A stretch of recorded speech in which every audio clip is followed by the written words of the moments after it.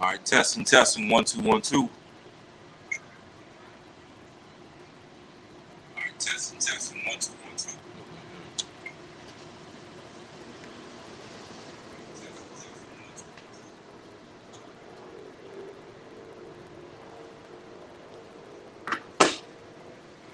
All right, shalom. All right, we're the Hebrew Israelites.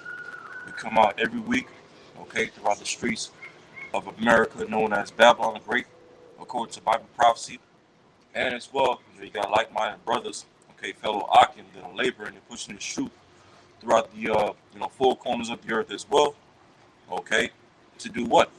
Preach the downfall of America, known as Babylon the Great, according to the Holy Bible, and preach the deliverance and the salvation of the elect of the Heavenly Father's people, okay, the nation of Israel, which consists of so-called blacks, Hispanics, and Native Americans. All right, and of course, as always, before I get started, I want to say first and foremost, call halal Yabah, Yahweh, Ba'ashem, Yahweh Shai, Ba'ashem Harakak.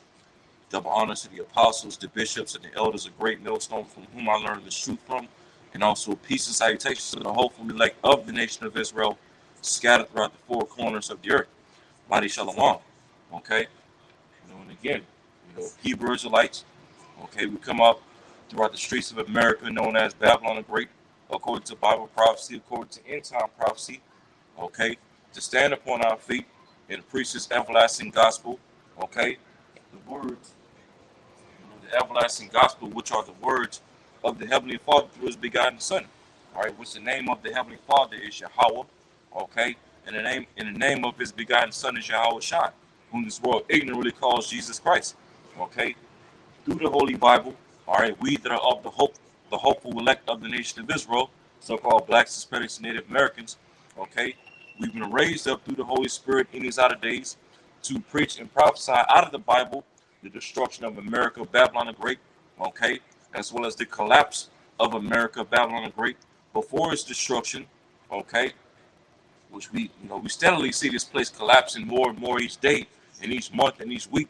all right, and as well, we also preach that according to the Bible as well, that, as the Lord is going to destroy America, Babylon the Great, in World War III by way of nuclear missiles, nuclear fire, as well as the fire from the chariots of Yahweh Shai and the holy angels, which are the so-called UFOs that Esau calls them, all right?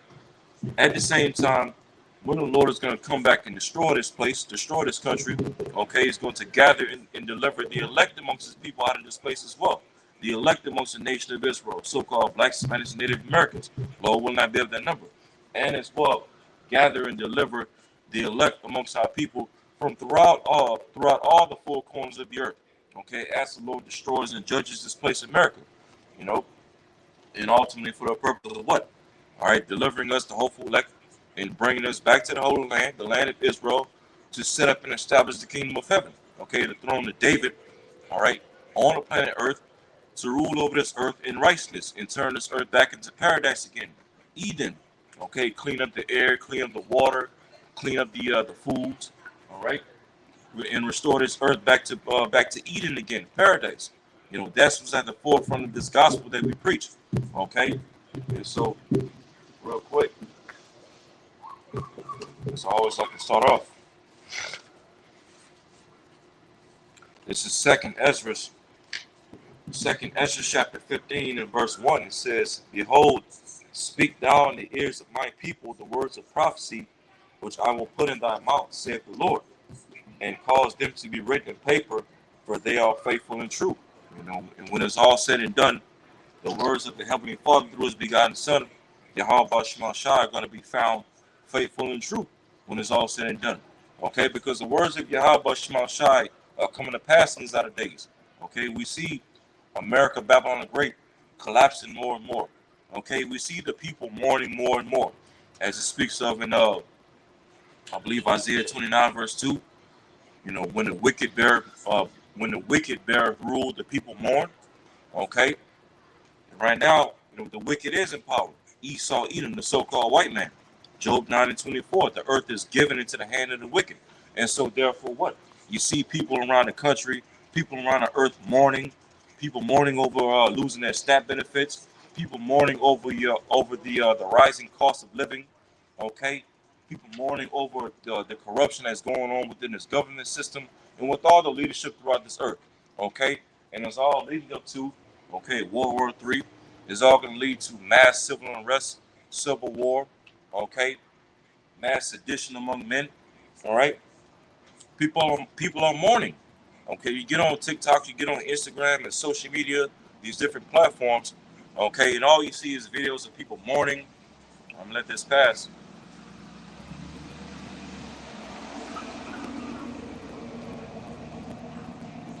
All you see is videos of people mourning and complaining about the rising cost of living. Okay, the rising cost of rent, the cost of food, the cost of this, the cost of that. Okay, energy bills going up. All right, and mind you, what's one of the major reasons why we see the energy bills and the electricity bills going up as of lately? Because of all these AI data centers is being built up around the country. Okay, that's the main thing that's driving, all right, the rising energy costs. These data centers being built up. Okay, and it's all ultimately at the end of the day hurting the middle class. It's hurting the poor. It's hurting the working class. And so therefore, what? People are mourning. People are complaining. All right, and well, I'll just continue reading. 2 Corinthians 15, verse 9.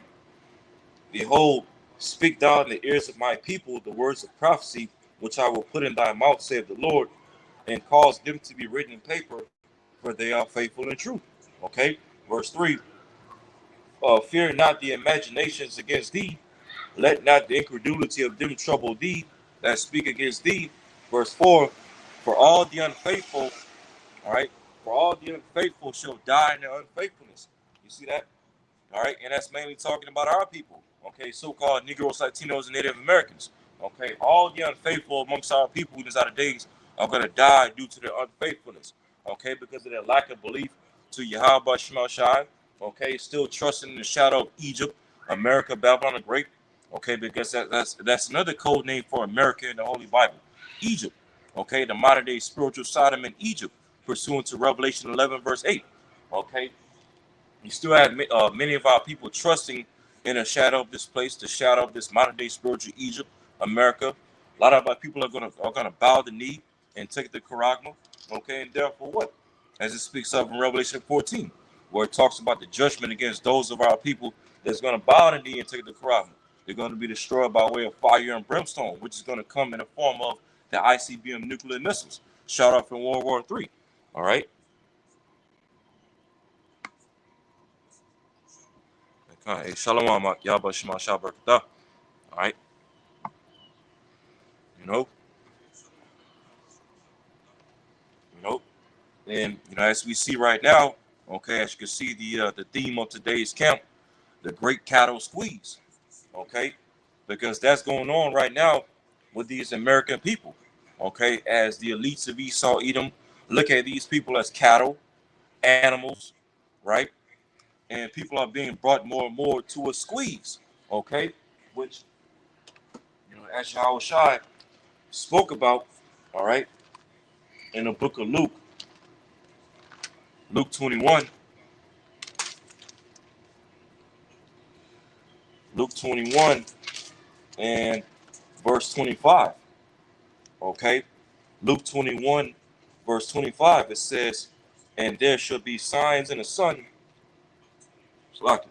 and there shall be signs in the sun and in the moon and in the stars, all right, which we've been seeing that as of lately. Different signs in the heavens, signs in the sun, the moon, the stars, eclipses, okay, blood moons, blue moons, golden moons, all right, as well as chariot sightings, because that's another major sign in the heavens that we've been seeing, okay, to let us know that we're at the end, all right, of the heathen nations, the Gentiles ruling, as it speaks of in a verse above, okay, until the times of the Gentiles, the heathen nations be fulfilled, okay, and that's Yahweh Shai is breaking down right here in Luke 21 and 25. Well, what would be some of the signs, the major signs, letting us know that the times of the Gentiles, these heathen nations and their rulerships, is just about fulfilled. Okay, Luke 21, verse 25, it says, and there should be signs in the sun, and in the moon, and in the stars, and upon the earth distress of nations. Okay, people mourning because of the wicked is in power, right? Corrupt leadership, corrupt governments, right? It says, and upon the earth distress of nations with perplexity. Okay, the sea and the waves roaring. All right, and of course we know one aspect of the sea and the waves roaring is these different weather effects happening throughout the earth. You know, earthquakes, right? Floodings in different parts of the earth, volcano eruptions. All right. What else? You know, hurricanes, tornadoes, right? And as well, another aspect of, okay, the sea and the waves roaring is these people, because people are likened to seas and waters and, you know, waves and things like that. Okay, and we see people in uproar all throughout the four corners of the earth, and especially here in America. Okay, people, you know, constantly protesting against their government, protesting against certain policies that's being passed from the top on down, protesting against the cost of living, you know, the rising cost of living. uh, these no kings protests that we've been seeing in this year so far. You know, with Trump getting back in office, you know, the no kings protests. All right, and various other protests that's been happening all throughout the four corners of the earth, especially from 2020 up until now. Okay, all you've been seeing is people taking to the streets, clashing with police, rioting, protesting, you know, tearing up shit, burning down cars and buildings and whatnot. All right, these things are prophesied to happen in these latter days. Okay, because what, as Yahushua said again, Luke 21 verse 25, and there shall be signs in the sun and in the moon and in the stars, and upon the earth distress of nations with perplexity, the sea and the waves roaring. Okay, and that's who's got a lot of these people in uproar. Okay, perplexity.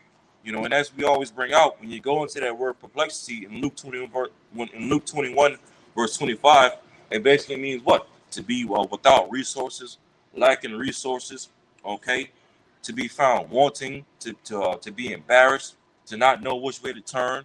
Okay, and that's what you see people. That's the stage that you see people already in right now. All right, and things are going to get more and more complex as more and more people's rights get taken away, all under the guise of peace and safety. Okay, more access to food is cut off. All right, which we see right now with these SNAP benefits starting today. Okay, people are going to be even more perplexed. Okay, and as Yahushua said, all right, distress of nations. Okay, which, all right, when you go into this word distress in Luke 21 verse 25, this word distress, all right, distress of nations.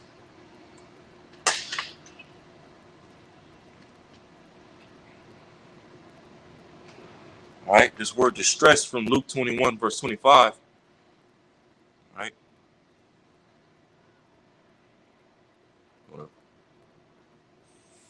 Strong's G 4928. Sunache.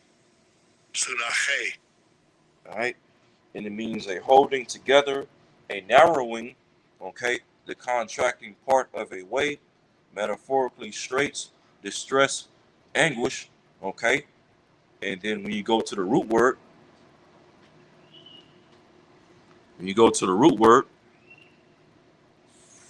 Strong's G 4912.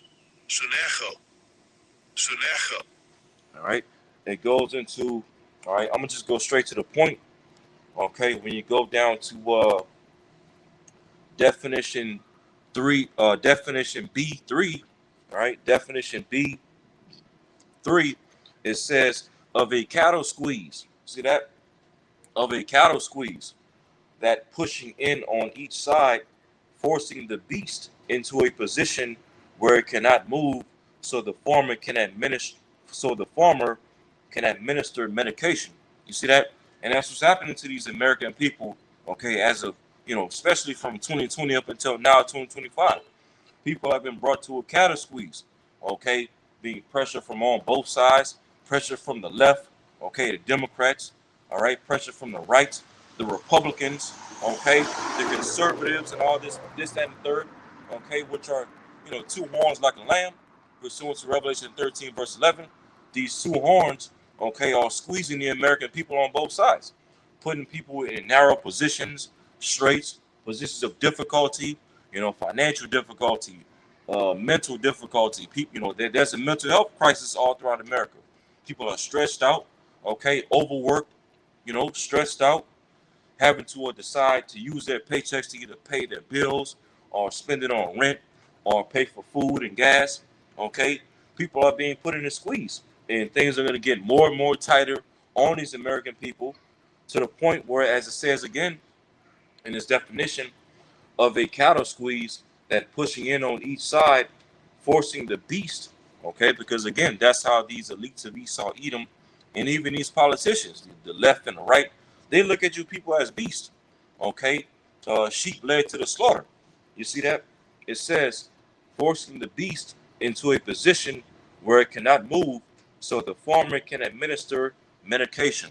Okay, and mind you, and we saw an example of that. All right, going back to 2020, 2021, 2022 ish, where people were put in the squeeze. Right, people weren't able to work. Okay, be able to get to their jobs or eat at certain restaurants or enter to certain buildings unless what? Unless they had that medication, right? The coconut juice, okay, right? But guess what? That was just a prelude to what we're getting ready to see with when the MOTB is rolled out, the micro seal, where people are going to be put in the squeeze, perplexity, okay, to where people are going to have no choice but to do what? Take Esau's new administration, that micro seal, the MOTB. You see, so people are deliberately being put in a cattle squeeze, right? And so I did this. All right, I went on ChatGPT, okay, and as you can see, all right, Lord willing, y'all can see this. I asked at the y'all should see it at the top, right of y'all screen. I asked ChatGPT, describe a cattle squeeze. Okay, so it says a cattle squeeze, also called a squeeze, shoot, or crush, is a piece of livestock handling equipment designed to safely restrain individual cattle for veterinary care, tagging, branding, or other management tasks. You see that? So that's what you would, if you're a farmer, right? You have cattle, okay, animals, domestic animals and things like that. All right, whenever it came time for you to examine your cattle, administer whatever, medications that's needed for that cattle, you will put them through, all right, as it's describing a cattle squeeze, okay, a shoot, particular, mechanism or whatnot to squeeze it into one position to where it can't move for the purpose of what? As it said, tagging, branding, or other management tasks. Okay. And now, as we read this and extract that in the spirit to the position that we see these people in America today, because again, these elites of Esau Edom look at these people as cattle, animals, beasts, right? Okay. People are being put into a squeeze for the purpose of branding, right? Tagging, okay, to be branded or tagged with what? Okay, the MOTB, that micro seal, okay, which, all right, as we always bring out, we go to Revelation 13 and verse 16, okay, Revelation 13 verse 16, it says, so I can let me check the sound, make sure I'm still good. All right, still good. Right, when you go to Revelation 13 verse 16, it says, and he calls it all. Okay, he calls it all. Esau's going to cause all throughout the four corners of the earth. Okay, small and great, rich and poor. All right, and you notice it says rich and poor, no middle class. And why is that? Because one of the things we've been seeing from 2020 up until now, okay, with the whole C-19 lockdowns and the economic turmoil that's been taking place in the country from 2020 up until now, mass unemployment, people losing their jobs, okay, small businesses being shut down and closed down. We've been seeing what? An all-out war being waged on the middle class, okay? So that's why, as John the Revelator is seen right here, all right, in these end times, when Esau Edom is going to issue forth the MOTB, okay, he's going to cause all, both small and great, rich and poor, okay, our forefather John the Revelator, he didn't see a middle class when Esau rose out the MOTB. He didn't see a class of people, okay, a class of Americans still able to have their, their own here and there, having land, having wealth, okay, having protection. No, he saw all of that wiped out from the middle class, okay, small and great, rich and poor, free and bond, okay, to receive a mark, okay, in their right hand or in their foreheads, and that no man might buy or sell save he that had the mark, all right, or the name of the beast or the number of his name. Okay, we know, all right, when you take the MOTB, automatically you're taking on the name of this beast system, which we know name, okay, the word name in the Hebrew, Sham, okay, not only goes into an actual designated name of a person or a thing or a place, but also we know the word name in the Hebrew, Sham, goes into what? Fame, reputation, glory, memorial, monument, legacy, right? So if you take the MOTB, you're also taking on, okay, the memorial, the monument, okay, the glory of Esau, Edom, and his beast system, okay? And as I said, and you're also by default taking on the number of his name, which we know that goes to the 666, all right, the child side stigma, Xing out the Messiah, Chai, right? And Esau implementing his left hand pseudoscience and technology, okay, his left hand wisdom, which is where the Zai comes in, right? Okay, through what? That stigma, which we know stigma goes into what? Okay, a brand or a mark of, symbolizing ownership, or that someone or something else possesses you, okay? And that's essentially what Esau Edom is going to do to you if you take that Karagma. He's going to exile the influence of Yahweh Shema Shai from you, okay? Which 2/3 of our people already don't have the spirit of Yahweh Shema Shai on them anyway, right? But he's going to exile the influence of Yahweh Shema Shai out of you, right? The image of the Heavenly Father out of you, okay? To implement his left hand wisdom and pseudoscience and wisdom and technology inside of you via what? A stigma, okay? A particular brand or mark that he's going to try to put inside of your hand or your forehead, which is what? That microseum, okay? And as it went into in ChatGPT, okay, describe a cattle squeeze, okay, it pretty much went into the purpose of a cattle squeeze is for the farmer to administer tagging or branding, okay, its cattle, right? Tagging or branding, right? And we know as we go into this word mark in Revelation 13, it's like Revelation 13, no, Revelation 13, verse 16, okay, that word mark, it says what?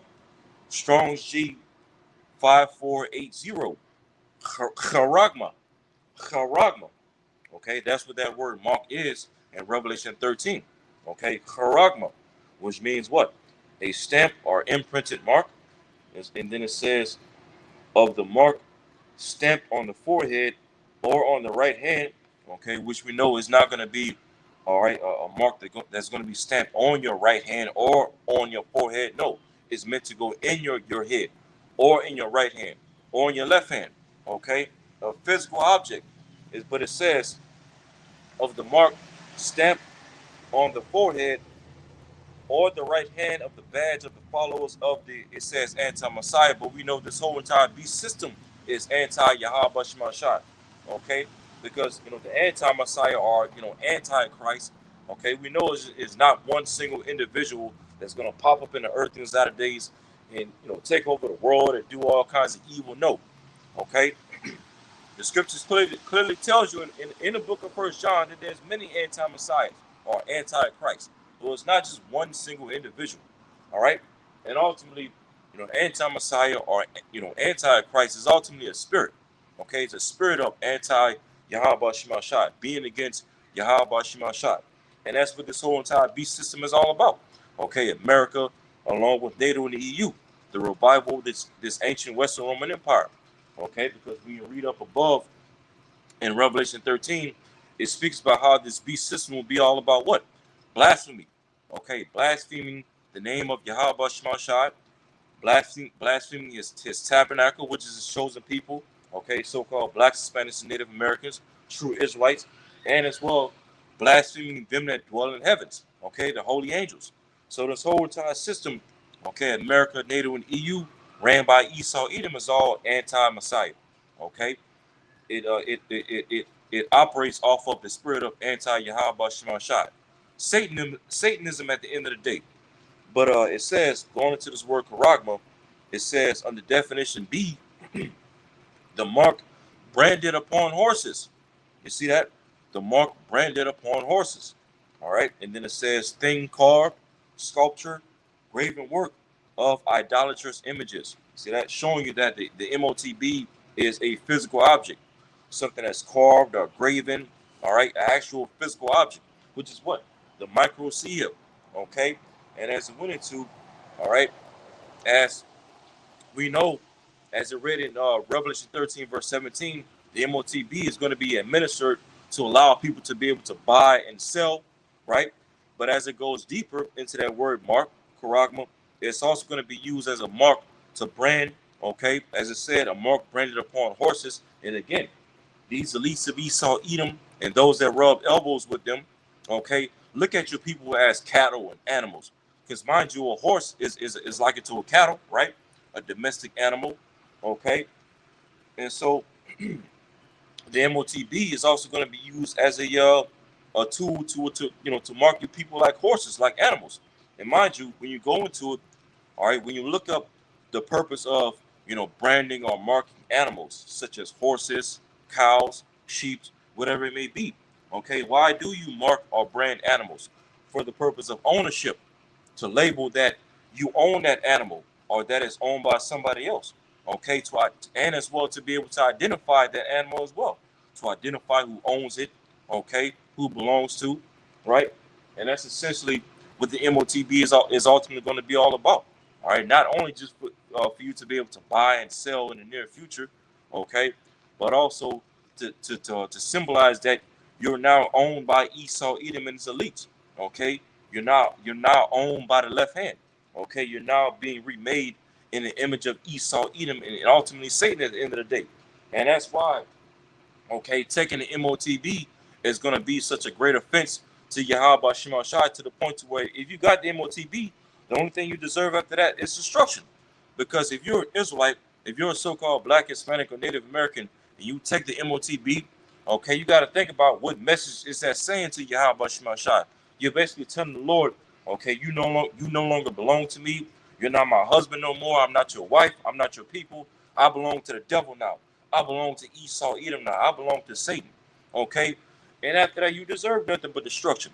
Okay? You best believe all you Israelite camps out there, okay, that's still pushing gray areas when it comes to the MOTB, still saying that it's sin, still saying that is not a physical object, still saying that it's not the microcia, which we clearly see it is, okay, you're going to take part in destruction, okay, along with the rest of the 2/3 of our people, okay, because you Israelite leaders out there that's still pushing gray areas when it comes to the MOTB, all right, when many of your followers are going to take it because you're not preparing them to take a stance against it, you're going to have their blood on your hands, and therefore what? The Lord's going to destroy you along with your followers that take the MOTB. You see that? And that's why, we, the hopeful elect, starting with the apostles and the bishops and the elders of Great Millstone, down to the least of us to of the hopeful elect, push so heartily, all right, the 100% truth, okay, it's taking a hardcore stance against this beast system, America, NATO, and EU, and its image, all of its policies and its corruption, okay, in the ways of this place, and as well take a hardcore stance against the MOTB, the microcia, so that what? So that, for those of our people that's going to take it, their blood won't be on our hands, okay? And ultimately, we preach this gospel to warn the sheep, the elect, okay, that's destined to not take the MOTB. You see that? So that they can be saved right along with us. Lord will not be of the elect. You see that? And so, again, as this word mark in Revelation 13, verse 16 on down is going into, okay, one of the aspects of it is a mark branded upon horses for the purpose of what? Ownership. You see that? And so, as we go back to ChatGPT, all right, as we go back to ChatGPT, Okay, whereas describing a cattle squeeze, it says a cattle squeeze, also called a squeeze, shoot, or crush, is a piece of livestock handling equipment designed to safely restrain individual cattle for veterinary care, tagging, branding, or other management tasks. Okay, and these elites of Esau Edom want to brand you people like cattle with that MOTB. Okay, which is why they're intentionally putting you into a squeeze, a financial squeeze, political squeeze, social squeeze, right? Mental squeeze. You see that? And I'm gonna go down. Okay, I'm gonna go down to right here where it says functions and operations. All right, it says well, I'm gonna just go down to part number 3 right here. Okay, just to get straight to the point. It says the sides squeeze inward to hold the body firmly but comfortably. Okay, squeeze inward, right, to put you in a tight position or a tight space. It says for bullet point number 4, it says the operator can now safely perform procedures like, okay, vaccinations. All right, you see that V word right there. All right, so that the operator can perform procedures like vaccinations, jabs, right, ear tagging, okay, uh, dehorning, cutting off an animal's horns, right. It says pregnancy checking, hoof trimming, okay. So as I said, when the animal has Salaki, when the operator or farmer has an animal within a squeeze, right, they can safely perform things like what, as I said, okay, vaccinations, jabs, hey, which we clearly saw that back in 2020, 2021, 2022-ish, right? They had people in the squeeze. People weren't able to work to continue working their jobs, or okay, eating at certain restaurants, or being able to enter into certain buildings unless what? Unless he had that vaccination, that jab, right? So that was like a form of cattle squeeze, right? A prelude to the ultimate cattle squeeze, which is what? The MOTB. It says, and then it says ear tagging, okay? Ear tagging, right? So an animal can be put into a squeeze also for the purpose of ear tagging, all right? And real quick, immediately that makes us think of what? Uh, in the law, okay, that all, right? Let's get it.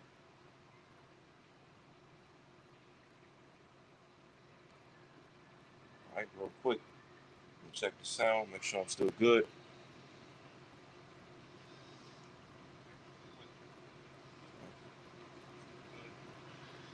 All right, still good. All right.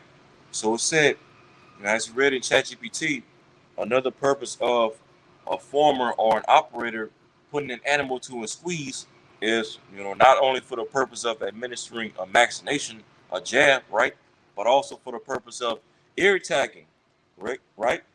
And as we go to the book of Exodus, Exodus chapter 21, Exodus 21, and I'll just start from the top. Exodus 21, verse 1, it says, now these are the judgments which thou shalt set before them. If thou buy an Hebrew servant, 6 years he shall serve, and in the seventh he shall go out free for nothing.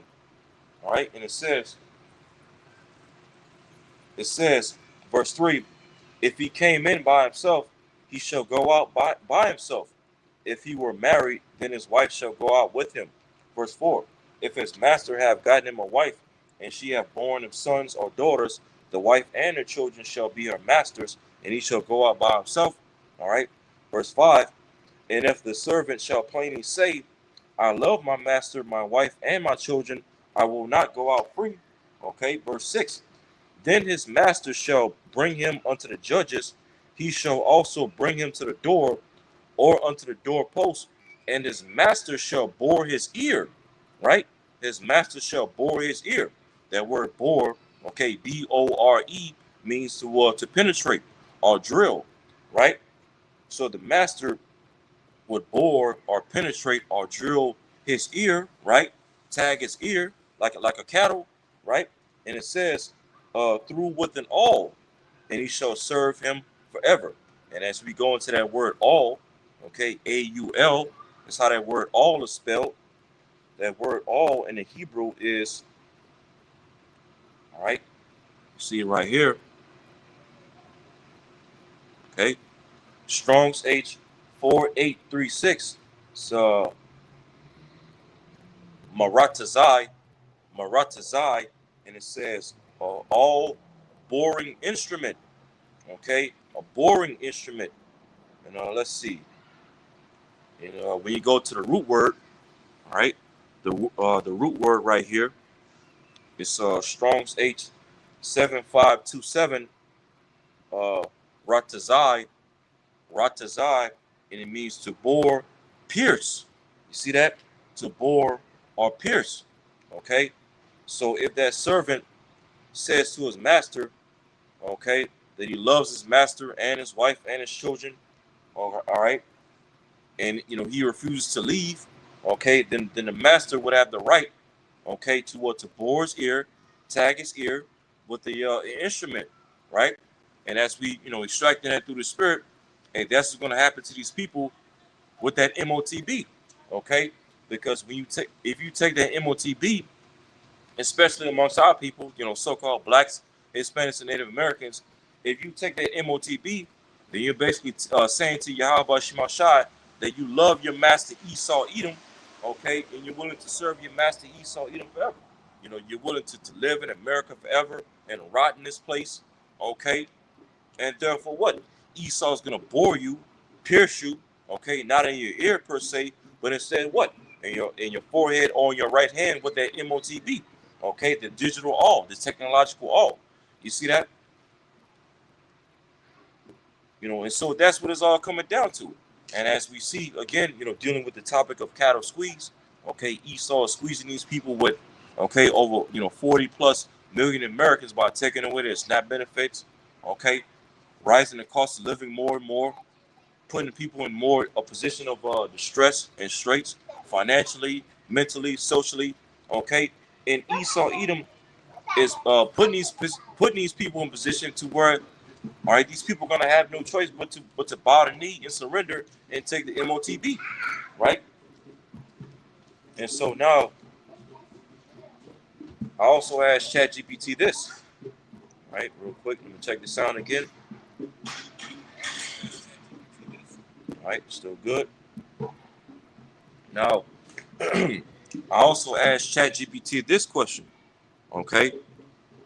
Well, y'all can see this, all right, at the top right here. I asked ChatGPT this question. I said, how could a cattle squeeze relate to humans? Okay? How could a cattle squeeze a Salakia? No. Let me go down real quick. I actually asked ChatGPT this question right here. This is a question I want to deal with. All right, as you can see right here. Can things like economic hardships be likened to a cattle squeeze on people? That's what I asked ChatGPT. And it says, absolutely. All right. It says, that's really an insightful analogy. Yes, economic hardships can be likened to a cattle squeeze in a metaphorical sense, and the comparison works. The comparison works on several levels. Okay. Some water.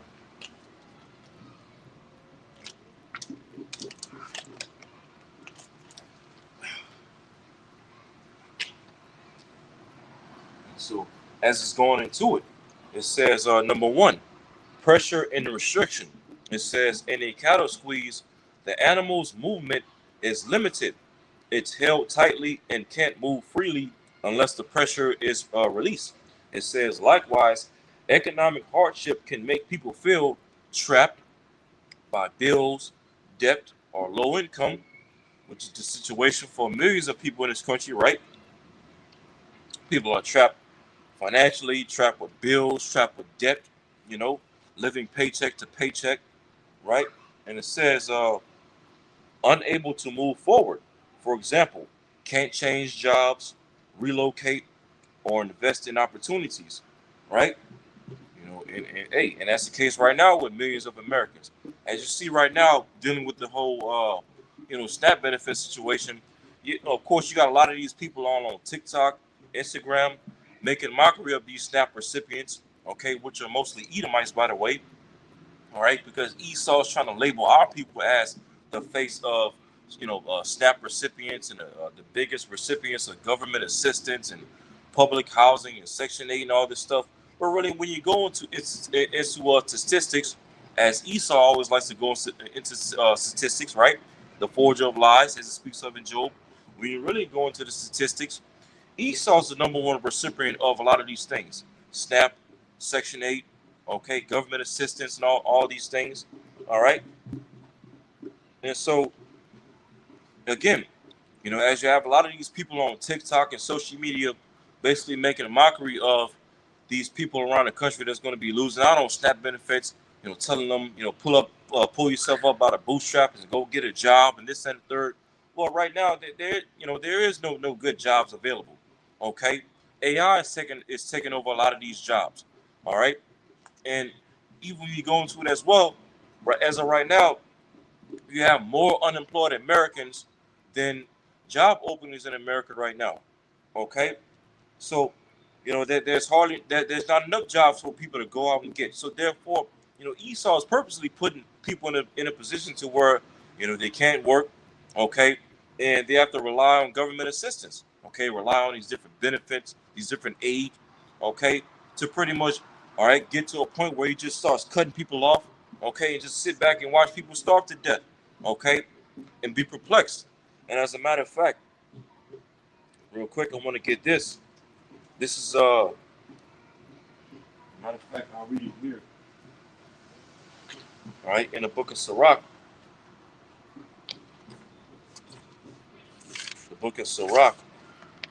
chapter 34. This is Sirach, chapter 34, in verse 21. It says, "The bread of the needy is their life.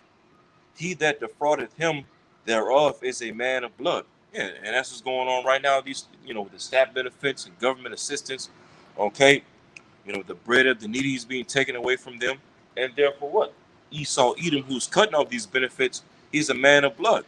Okay, because when you take away, the little that the poor has, you take away their food or their access to food, you take away their welfare.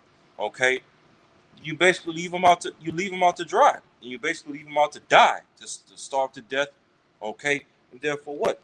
Their blood and their suffering and their starvation falls on your hands because you have the means, and the resources to take care of them, provide for them, all right. But you cut them off, all under the false narrative of they're milking the system, okay. They're depending on the system too much, right? And really, when you go into the statistics, again, dealing with Esau statistics, when you go into the statistic of the amount of people that's receiving SNAP benefits and government assistance, fraudulently, that's not really eligible for it, it's only like less than 1% of people that's receiving these benefits, in a fraud sense. Meaning what? That over 99% of Americans that's on that, well, rather was on SNAP benefits and receiving government assistance were actually legally eligible for it. Okay, so this whole narrative of the poor is milking the system, and majority of the people that's on these SNAP benefits and government assistance are using them deceitfully and fraudulently. Okay, that's a false narrative according to Esau statistics. You see that? But as it says again, Sirach 34, verse 21, "The bread of the needy is their life. He that defraudeth him thereof is a man of blood." So Esau's a man of blood. A lot of these people that's going to be starving due to their SNAP benefits being cut off. Okay, a lot of these children that's going to be starving due to SNAP benefits being cut off. Hey, a lot of that blood is going to fall on Esau's hand. You see that? Because Esau, mainly is elite Beckett families. All right, the 1%, as they would call them. When you go into it, the 1%, basically the rich elite families of Esau, Edom, own, I believe, over 70% of the earth's wealth. Okay, and that's wicked as hell. Okay, because the scriptures talks about how, all right, the earth is ultimately for the benefit of of everybody. Okay, but Esau is pretty much setting things up to where the earth is only going to be for the benefits of its elites. Okay, not even for the average everyday Edomite. Okay, only for the elites of Esau Edom. You see that? And mind you, a lot of you Edomites, you so-called middle class Edomites, all right, that's looking down upon us SNAP benefits, and especially looking down upon our people that's all on TikTok. The Eve, the so-called black woman that's all on TikTok doing these videos talking about how they're going to be raiding and looting Walmart and all these different stores for food and to feed their children. Hey, you best believe you Edomites that's still in your pride right now. Okay, hey, y'all gonna be next. Okay, you Edomites are gonna be next to suffer in America. Okay, after the Lord gets done with the 2/3 of our people. All right, that's why the scriptures tells you in Lamentations 4. Okay, rejoice and be glad, O Edom. Okay, because the cup is getting ready to pass to you. All right, the cup of destruction, the cup of famine, the cup of desolation that you see already being brought upon our people. Okay, amongst all 12 tribes, so-called Black, Spanish, and Native Americans. Hey, the Lord is getting ready to pass that same cup to you Edomites, okay, because of your pride, all right, your arrogancy, all right, boasting and rejoicing over the affliction of our people. Well, now we're getting ready to see you Edomites be afflicted, okay? And so, going back to ChatGPT, all right, dealing with how, you know, uh, uh, economic hardships on the people can be likened to a cattle squeeze, right? It says, uh, It says in a cattle squeeze, the animal's movement is limited, it's held tightly, and can't move freely under the pressure until the pressure is released. It says, likewise, economic hardship can make people feel trapped by bills, debt, or low income. And then it says, number two, unable to move forward. For example, can't change jobs, okay, relocate, or invest in opportunities. Okay, and then it says under constant pressure from financial constraints. Yeah, all right. When most people get their check, okay, because a lot of people in this country live paycheck to paycheck, right? When most people get their checks at the end of every 2 weeks, which that's wicked in itself, having to get paid every 2 weeks, okay, instead of getting paid at the end of each day, as the scriptures tells you, well, you're supposed to be, right? But when most people get their checks, they either have to decide to spend it on either rent or spend it on their bills or spend it on food and gasoline. And even when people decide to spend it on food, okay, they have to spend it on food moderately. Okay, either spend it on food to be able to feed them children and go hungry themselves, or spend it on food themselves and watch their children go hungry. You see that? That's how much of a squeeze that Esau Edom in the system, especially from 2020 up until now, has put these people through. Okay, and it says the squeeze of poverty or inflation compresses a person's freedom, energy, and choices. Okay, it compresses people's freedom, energy, and choices. People are drained by all this economic hardship, all the mental stress that comes with it. Okay, having to work 2 jobs and 3 jobs, working 60, 50, 60, 70 hours a week to just barely be able to pay for food and rent and pay their bills as well. Okay, and have a little money left over to spend on things that they like. Okay, people are drained. Okay, and it says just as the chute limits in animals' movement. All right, and then it says number two, it says psychological impact. Okay, so the cattle squeeze that's being put upon people also has not only financial impact and economic impact, but also psychological impacts, mental impacts. It says cattle are often calm under gentle pressure, but too much pressure causes panic. It says humans respond similarly. It says a manageable amount of pressure, like needing to budget or save, can create focus and discipline. It says, but prolonged or excessive financial pressure leads to stress, anxiety, burnout, or hopelessness. You see that? Perplexity. okay, uncertainty, all right, not knowing which way to turn, being at loss with oneself, as that word perplexity goes into in Luke 21, verse 25.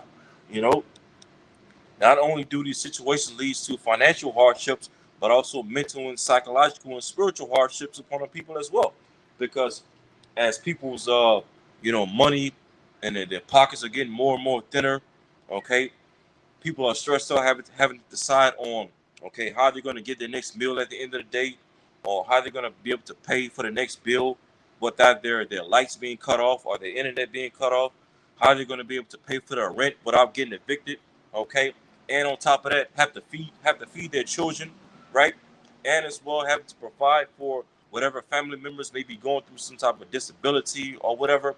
Hey, these things take a major toll on people mentally and spiritually, right? And again, all these things are being done by design from the top on down. Okay. It says, so the economic squeeze can either motivate or crush depending on intensity and duration. All right. And this squeeze is meant to crush people. Okay. As a matter of fact, because as we went into in Revelation 13, verse 16, it says, what? Esau, eating through this beast system, is going to cause all, both small and great, rich and poor, free and bond, to take their prerogative. All right. Which let's go into this word, cause it. Okay.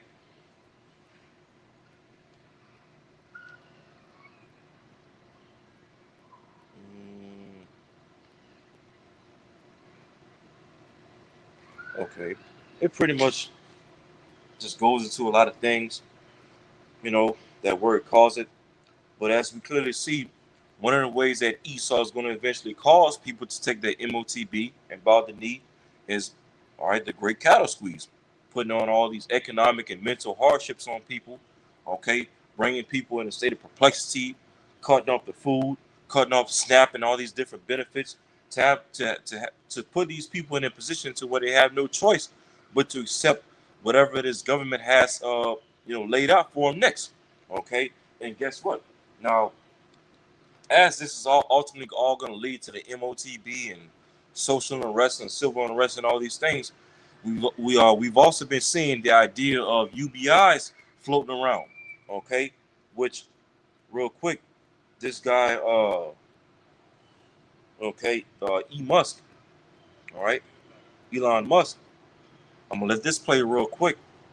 All right, this is from YouTube, a YouTube short. You can pretty much see the channel that this video was uploaded from, and this is fair use, fair use. All right, but I'm gonna let you listen to this guy E Musk on this, what he had to say about UBIs.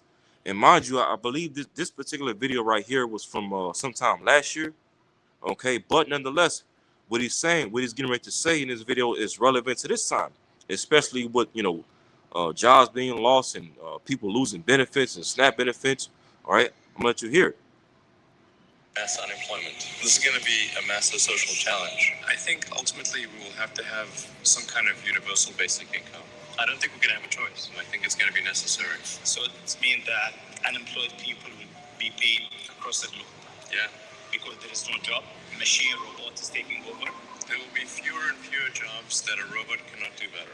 Now, the output of goods and services will be extremely high. So with automation, almost everything will get very cheap. The harder challenge is how do people then have meaning? Like a lot of people, they derive their meaning from their employment. If you're not needed, if there's not a need for your labor, what's the meaning? Do you have meaning? Do you feel useless? You know, so basically with AI taking over, starting to take over all the jobs from the top on down, okay, is of course leading to mass, more unemployment, more layoffs, more firings, which I believe, as a matter of fact, as of lately, I believe Amazon either laid off or fired, I believe, what was it, 300,000 or maybe 600,000 Amazon employees, okay, to basically replace them all with AI and robots, okay. Robots are starting to take over a lot of these jobs, right? In which the scripture says, right, in Isaiah the 19th chapter, okay, no work for Egypt, right? Let's get it. All right, lock it.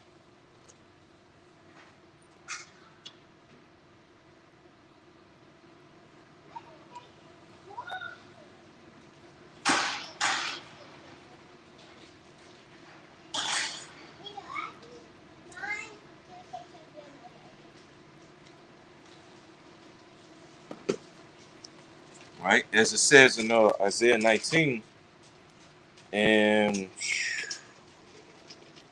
verse 15. I'm gonna start at verse 15. It says, "Neither shall there be any work for Egypt." Okay, and of course we know the Egypt that is speaking of in this chapter, Isaiah 19, is not talking about the ancient Egypt or the physical land of Egypt. No, it's talking about America, the modern day spiritual Egypt, pursuant to Revelation 11, verse 8. Okay, you look on the back of a dollar bill, you see what? A pyramid with an all-seeing eye on top of it.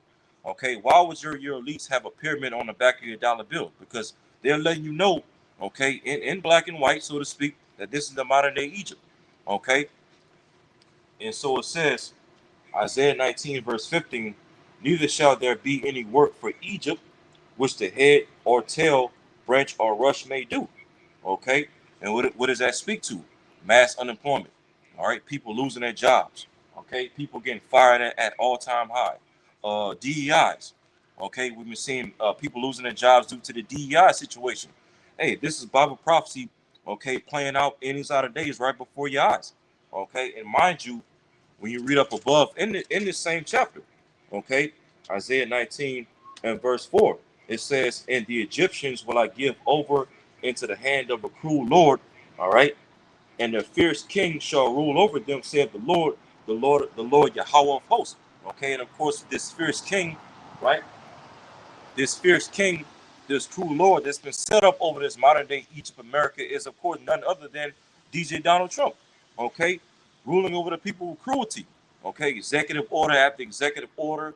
All right, using this whole government shutdown situation to take away SNAP benefits. You know, and in the midst of all this, we see this whole left-right paradigm playing itself out within this SNAP benefit situation and government shutdown, where you have the right blaming the left blaming the right. Okay, and even you people all over TikTok and social media, okay, playing into this whole left right nonsense, and it's just that, okay, because when it's all said and done, all right, after all you people get done arguing back and forth on social media and even taking it to the streets in certain situations over this whole Democrat, Republican, left, right nonsense, when you people look up one day, okay, all your rights going to be taken away.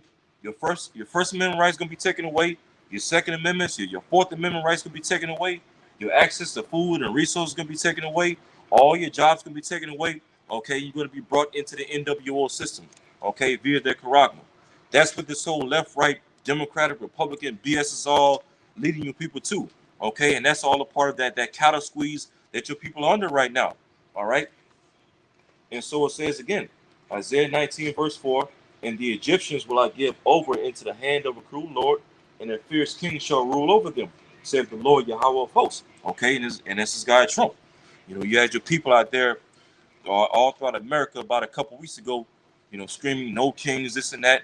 Well, hey, right now you have a king in office, okay, DJ Donald Trump, and ultimately he's set up by the Lord at the end of the day, okay. But you have a lot of you Edomite Christians, you know, you have this idea that Trump was set up in office by the Lord, which hey, ultimately he was, okay, but not for what you people believe he was set up for.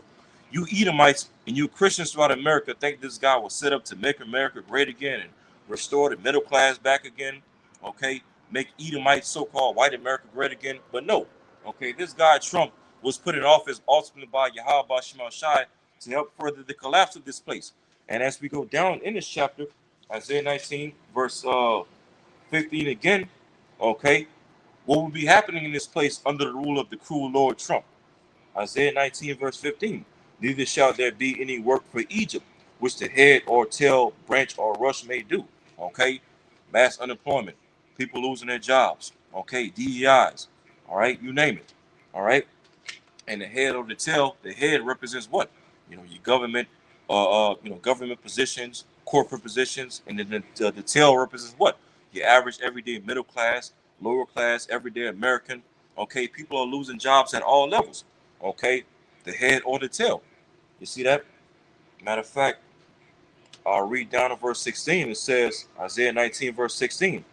"In that day shall Egypt," all right, America, the modern day Egypt, "in that day shall Egypt be like unto women, and it shall be afraid and fear because of the shaking of the hand of the Lord Yahweh of hosts, which he shaketh over it. And we know the shaking of the hand represents, okay, the rebuke of the prophets. Okay, the prophets and the men of the Lord, okay, prophesying a downfall of this place. Okay, but it said again, in that day shall Egypt be like unto women.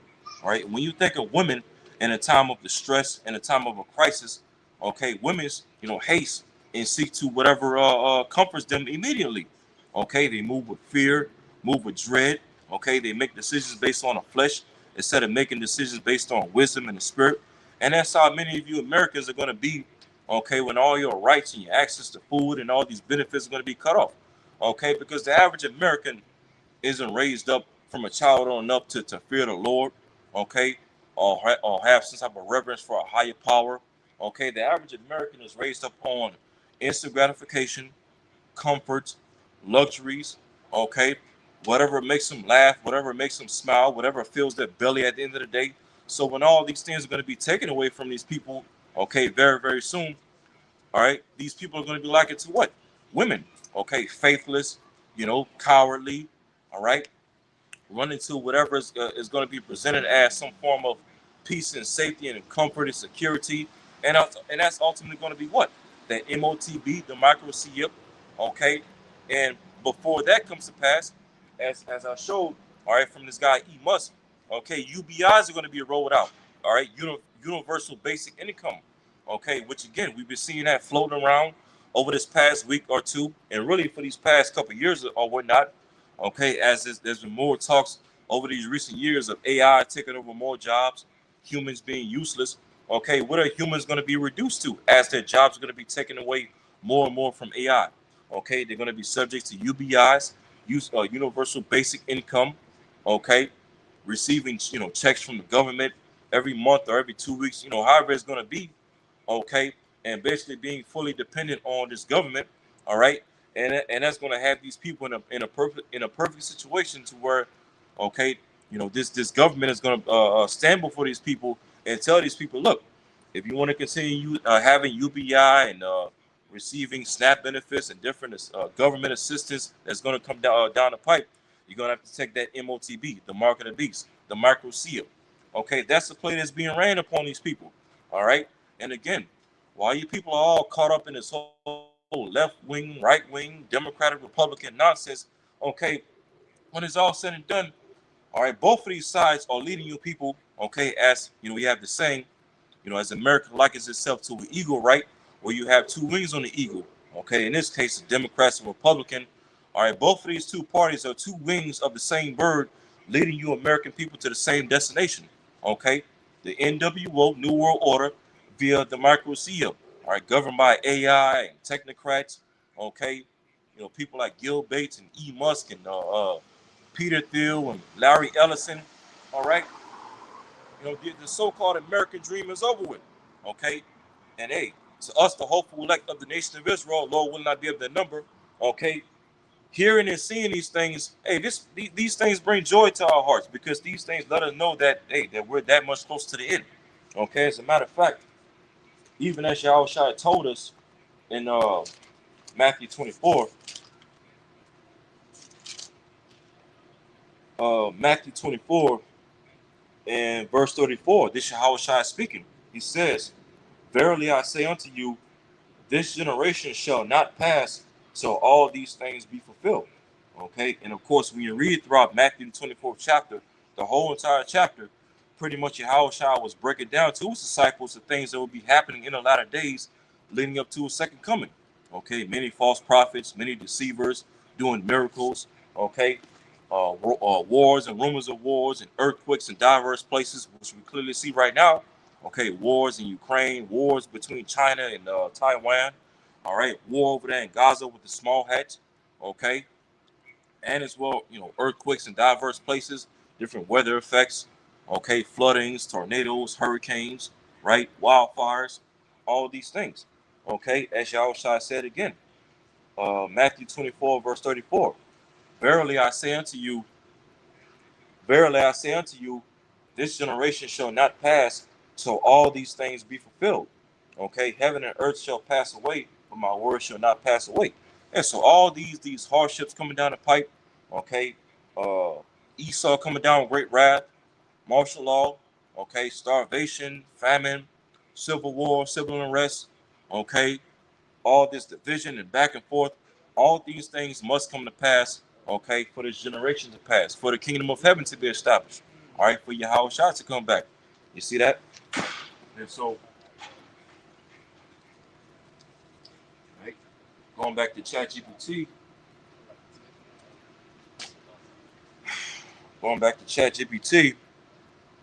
it says,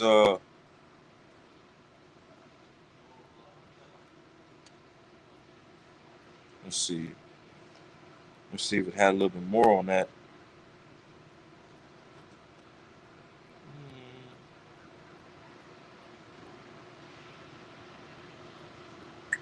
All right, well, I'll read this again.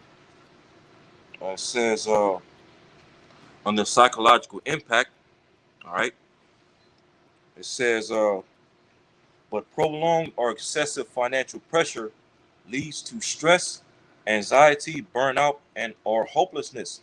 Okay, and it says so the economic squeeze can either motivate or crush, depending on intensity and duration. Okay, so as people are being put more into a squeeze, and especially as we see access to food being cut off, people are going to lose it. All right, people are going to crash out. And as I've been bringing out all this week, okay, let's go to Isaiah 8 and verse 21. I'm reading the KJV. It says, "And they shall pass through it, hardly be stead and hungry. And it shall come to pass that when they shall be hungry, they shall fret themselves and curse their king and their power and look upward." Okay, and when you read this in the NLT, Isaiah 8 and verse 21 in the NLT, it says, "They will go from one place to another, weary and hungry." And that's what we're getting ready to see in America in these upcoming days, weeks, months, as these SNAP benefits are cut off. Okay, people are going to be going from one place to another. All right, weary and hungry, right? And because they are hungry, they will rage. See that? People are going to be raging. People are going to crash out. Okay, going to resort to committing crimes to be able to get food. Okay, looting stores, looting your supermarkets, okay, stealing, and even everyday personal crimes. People are going to be jacking people in the streets for food and resources to be able to feed themselves and their children and their families, right? It says again, and because they are hungry, they will rage and curse their king. Okay, people are going to be cursing out the president, cursing out Trump, which you already see people cursing out Trump right now. All right, but hey, people are going to be cursing out Trump and his government administration even more. Okay, as people are going to be perplexed more and more. Okay, less access to food and resources, less means to provide for their children and their families. It says, and because they are hungry, they will rage and curse their king and their power. People are going to be blaspheming Yahweh Shema Shai, blaspheming the Heavenly Father through His begotten Son, especially our people, right? And especially the women of our people. You see that? That's all on TikTok and social media, doing these videos, talking about how they're going to be stealing and looting from Walmart and these different stores.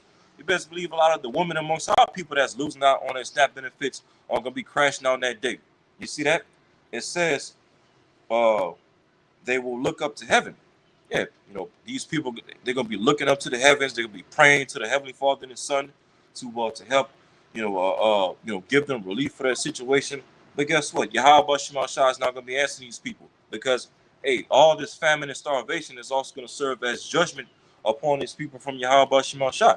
Okay, this is associated with end time prophecy, mass famine, mass starvation, civil unrest, okay, civil war, okay, uptick in crime. These things are happening right before our eyes in these end times. And it says, Isaiah 8, verse 22 in the KJV, "And they shall look unto the earth and behold trouble and darkness." See that? Trouble and darkness. Dimness of anguish, and they shall be driven in darkness. So a lot of people are going to be driven mad when their stomach is going to be touching their backs. And when their children's stomach is going to be touching their backs. Okay? Because, hey, even like there's a saying in this world, when people lose it, they lose it. Okay, when people lose out on things, they lose their minds. All right, and so again, as these everyday American people in this country, they've been raised up from a child on up, okay, to be all about instant gratification, filling up their bellies, okay, eating three meals a day, all right, snacks in between, okay, living off of luxury and comforts and things that make them laugh and smile and things that make them feel okay to be careless, okay. When all these little luxuries and comforts and freedoms are going to be taken away from people, especially their access to food, people are going to be losing it, okay. And all right, hook this up.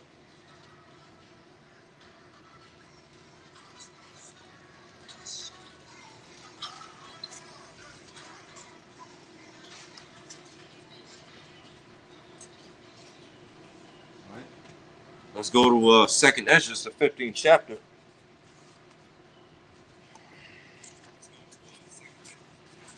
All right, Second Ezra 15 in verse 14. It says, "Woe to the world and them that dwell therein." It says, "For the sword and their destruction draweth nigh, and one people shall stand up to fight against another, and swords in their hands." Okay. Hey, so we're getting ready to see, okay, all throughout the streets of America, Babylon the Great primarily, what? Okay, as it said, "For the sword and their destruction draweth nigh, and one people shall stand up to fight against another." And what does that speak about? Civil unrest, civil war, okay, all out anarchy, shit in the fan, as they say in the world, right? Okay, that's what's getting ready to come to this all throughout the streets of America, especially when these food shortages start intensifying. All right, food banks are running out. Okay, it's gonna be all out hell breaking loose. It says, uh, it says, "For the sword and their destruction draweth nigh, and one people shall stand up to fight against another." Okay, and swords in their hands. And of course, what's the modern day sword? The gun. Okay, pistols, semi-automatics, rifles, shotguns. That's the modern day sword, the modern day common instrument of war. Right? It says, and mind you, out of all countries throughout the earth, America is number one when it comes to legally armed citizens. And guess what? And that's not by coincidence. That's ultimately, the Lord set this place up to be like that. Okay, to have a country, all right, America, with the most legally armed citizens. Because what? This is basically the place where it's gonna go down in these latter days. Okay, Babylon the Great America. It says, um, verse 16, "For there shall be sedition among men." It's like verse 16, "For there shall be sedition among men, and invading one another." Okay, "They shall not regard their kings nor princes." All right, they shall not regard their kings nor princes. And what does that speak to? People are ultimately going to resort to rebelling against their leaders. Okay, rebelling against their government, their governors, their senators. Okay, and of course the president himself. People are going to be taken to the streets. Because right now, as we see people still protesting peacefully and these, things like that, no kings and no justice, no peace and things like that, you best believe, especially when these MAGA Edomites, okay, these Edomites that still wholeheartedly support Trump and everything that he's doing, you best believe when these everyday average Edomites in America, especially these MAGA Edomites, when they're going to wake up and realize that Trump and this administration and the moves that he's making is not only going to hurt our people, so-called Black, Hispanics, Native Americans, but also hurt them as well. Okay, they're going to be the main ones to take it to the streets. Okay, rebelling against their beloved president, their Lord and Savior Trump, rebelling against this whole administration, rebelling, taking it to the streets of Washington D.C. Okay, as a matter of fact, even as of lately, okay, Trump pretty much rolled out I believe it's called a National Guard Response Force, if I'm not mistaken. Well, pretty much he's pretty much authorized, I believe around 500 National Guard, groups of National Guard men to pretty much be deployed throughout different cities across the United States. All right, all across the United States. Okay, for the purpose of responding to civil unrest and riots and all these things. And it's interesting, dealing with the timing of the situation, because he pretty much rolled it out, I believe, a week ago.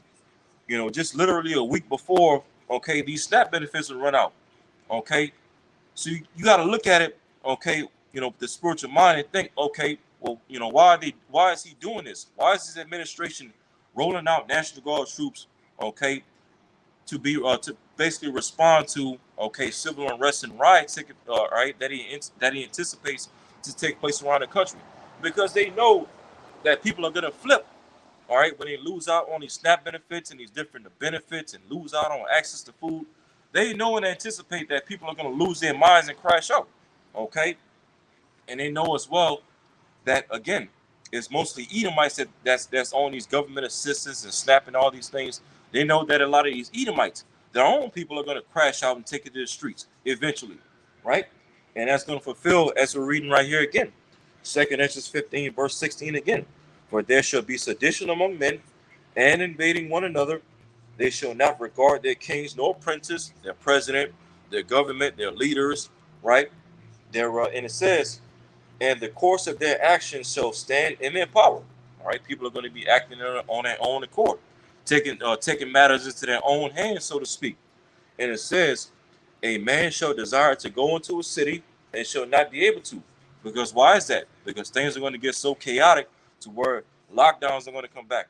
Okay, checkpoints are going to be issued all throughout cities. Okay, checkpoints on particular highways, checkpoints on bridges. All right, nothing goes in the city or comes out of the city unless is authorized by the military or National Guard troops, or as we see, AI is now being used by the military. Okay, Palantir, right? So all this chaos and shit hitting the fan and people crashing out due to standing up against their corrupt leadership and lack of food and resources and all these things is all going to lead to lockdowns coming back.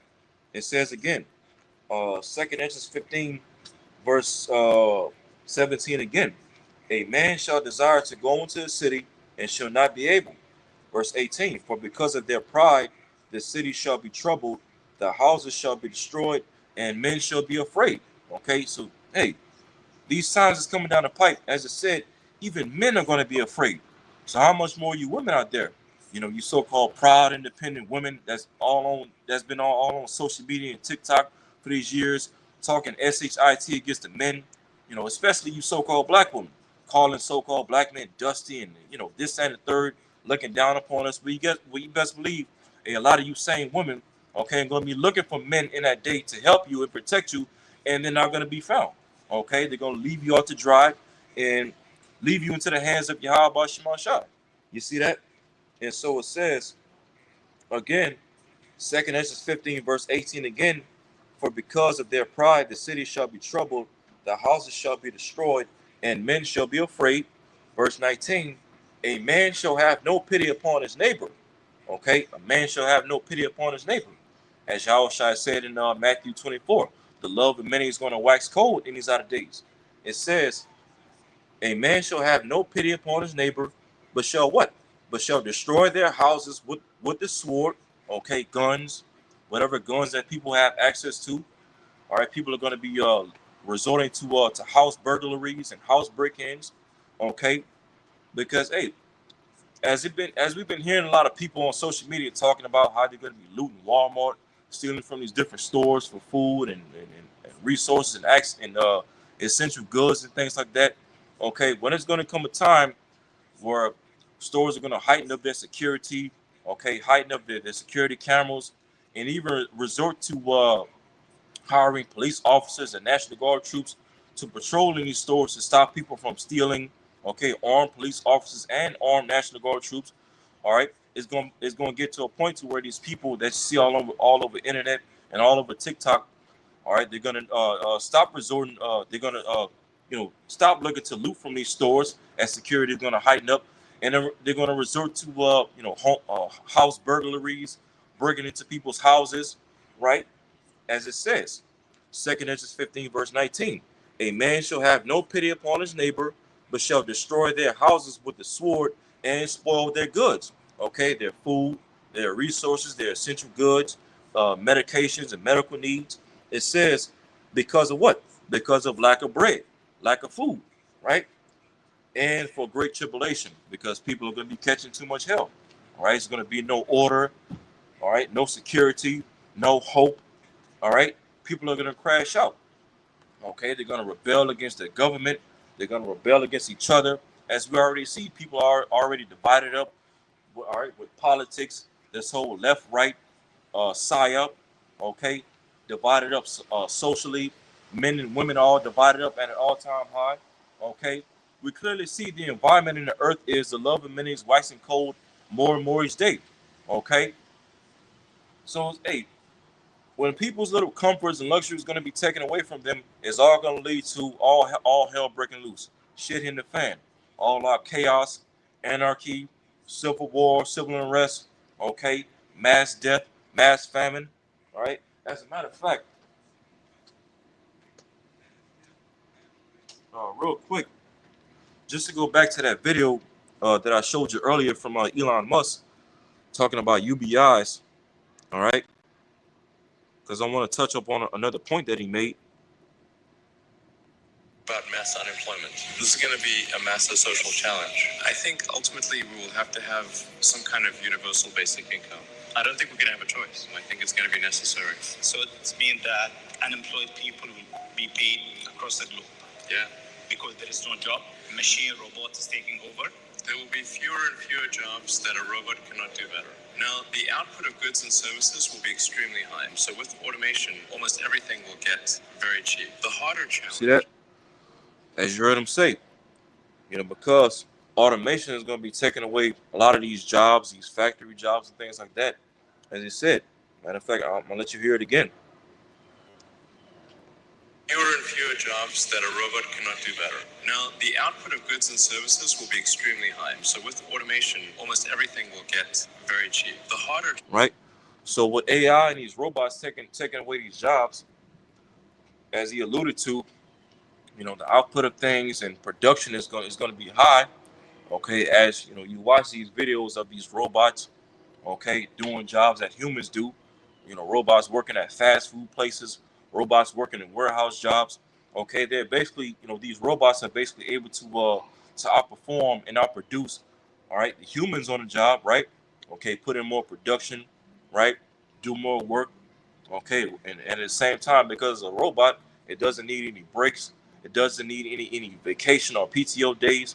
So as he's alluding to, these robots and automation are going to take over jobs and pretty much outperform humans on the job, okay, and be more productive, and it's going to lead to things basically being cheaper, as he pretty much just said, right? And now that speaks to 2nd Ezra, the 16th chapter, right? Those victuals. Okay. 2nd Ezra 16 and 2nd Ezra 16 and verse 18, it says, the beginning of sorrows. Matter of fact, I'll just start at 17. It says, woe is me, who will deliver me in those days? Okay, as Ezra's, our forefather Ezra's, was seeing the things that would be going on in the earth, especially here in America in these outer days, all right, all the hell and the chaos and, all right, civil war, civil unrest taking place, as he's seeing these things in visions, he's already, shook in his spirit, like, damn, woe was me, who's going to deliver me when all this stuff come to pass, all right, but ultimately, we, the hopeful elect, we have those same types of thoughts in these outer days as well, as we sit back at times and meditate on how bad things are going to be. Okay, it's going to be like a time never before, as it speaks of in Daniel 12:1. But then right after that, what? The Spirit kicks into us, okay, and lets us know that, hey, Yahweh Shema Shah is going to be there to protect his elect and provide provision for his elect when these things come to pass, okay? Lord will not be of the number of the elect, and make sure that we have the things that we need to endure to the end and survive these times. You see that? Those of us that are found written in the book of life. You see that? But it says, verse 18, 2nd Ezra 16, verse 18, the beginning of sorrows and great mournings, the beginning of famine and great death. See that? The beginning of famine and great death, because famine it's going to lead to a lot of death throughout the society. People are going to be starving to death, okay, crashing out, all right, getting knocked off in the street, okay, for attempting to rob somebody for some food or some resources, okay. It's going to lead to more and more division, more beloved many waxing cold, okay. Mass famine is going to lead to, all right, mass death, all right, intensifying in these outer days. It says, uh, the beginning of wars, all right, and the power shall stand in fear. The beginning of evils. What shall I do when these evils shall come? Okay, the beginning of evils, right? It says, verse 19, behold, famine and plague, tribulation and anguish are sent as scourges for a minute. See that? So it's all famine, plague, tribulation, all right, anguish, all right, civil division, more and more division, more and more confusion. Okay, all these things are ultimately sent on our Dane from Yahweh Shema Shai as scourges as amendment, as you just said. Okay, when you deal with a scourge, right? Because what is a scourge? It's basically a tool for correction, like a whipping stick, basically. All right, and the word amendment, when you go into it, it basically means change. Subject to change. Change basically. So the Lord, as he's beginning to send these things in these outer days, okay, famine, plague, tribulation, anguish, the sword, right? These things, the Lord is sending these things into this earth in these outer days as scourges for amendment, okay, to get these people's minds right, right, to instill the fear of the Lord into these people, primarily our people, so-called blacks, Hispanics, and Native Americans, right, to show these people that, look, it's not just Esau Edom through his elites that's bringing all these things to the earth deliberately, but it's ultimately a higher power that's making all these things happen in the earth in these outer days. Yahweh Bashim Shai. You see, and we, the hopeful elect, the prophets and the men of Yahweh Bashim Shai, starting with the apostles and the bishops and the elders, okay, of Great Millstone, down to the least of us that are of the hopeful elect. We're just simply here, okay, to tell you that these things are happening and are getting ready to happen even more. All right, and these things are sent and ordained from the Heavenly Father through His begotten Son, Yahweh Bashim Shah. Okay, real quick, slide.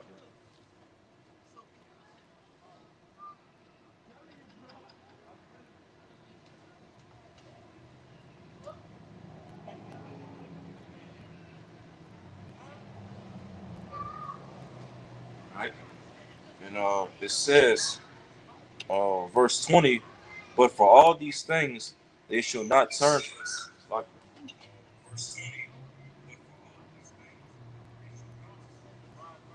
Like it says again, 2nd Ezra 16, verse 20. All right, matter of fact, I'll read 19 again. 2nd Ezra 16, verse 19. Behold, famine and plague, tribulation and anguish are sent as scourges for amendment. Verse 20.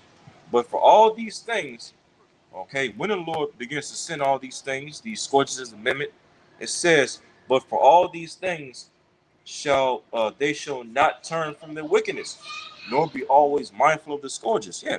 So when the Lord begins to send all these things, okay, in these outer days, these scourges as amendment, all right, cutting off the benefits, okay, famine, all right, preparing Esau to come down with the sword, all right. As these things would begin to come to pass, 2/3 of our people still won't turn from their wickedness. They still won't repent and convert and seek Yahweh Shema Shai while he still may be found. Okay, they still want to continue in their rebellion. They're not going to be mindful of all these scourges. Okay, 2/3 of our people still gonna continue to celebrate these wicked so-called high holy days.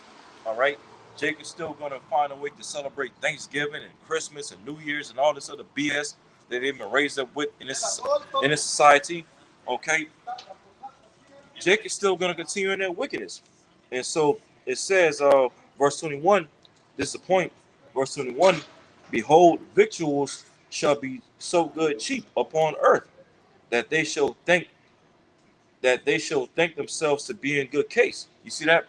And as I showed in that video with E. Musk, he was talking about how AI and robots are going to be taking away all these jobs and outperforming human on these jobs to the point where as AI is going to be producing at an all-time high, he alluded to how things are gonna be so-called cheaper, right? Well, guess what? That's what we're reading of right here. Okay, the victuals shall be cheap. Let's read it again. Second Ezra 16, verse 21. Behold, victuals, all right. It says, behold, victuals shall be so good, cheap upon earth, that they shall think themselves to be in good case. Yeah, so as AI is going to be, working these jobs and producing all these different goods and foods at an all-time high. Okay, and for a while things may get cheap. Okay, as AI is going to be more productive than the average human. Okay, and more merchandise and more food may be on the shelves for a while, because after all, okay, when you have more of something, right, when things are more in abundance, it loses its value. Okay, whereas when things are less in abundance, okay, and less available, all right, their value goes up. The price goes up. Okay, so hey, if that's the case, if AI is going to be producing more merchandise for the stores and producing more food for the stores for a period of time, and things get cheaper, okay, it's going to have a lot of these people, especially the 2/3 of our people, thinking that they're in good case, thinking that AI is the solution and a way to go forward, okay, thinking that all of Esau's pseudoscience and technology and miracles is gonna give society some form of relief and some form of hope. But as it says, okay, it says, behold, victual shall be so good, cheap upon earth, that they shall think themselves to be in good case, and even then evils shall evils grow upon earth, sword, famine, and great confusion. So you see that? So hey, if AI is going to be producing more things to where things in the store are going to be, back cheaper again to a certain extent for a certain amount of time, all it's going to lead to, as I said, more evils growing into the earth. Okay, more sword, more famine, and as well more confusion. Because what? Okay, people are going to find themselves, unemployed more and more, having to rely on UBIs and more and more government assistance. Okay, more and more benefits, and it's all going to lead to more of a squeeze. Okay, more hell being put upon the people. You see that?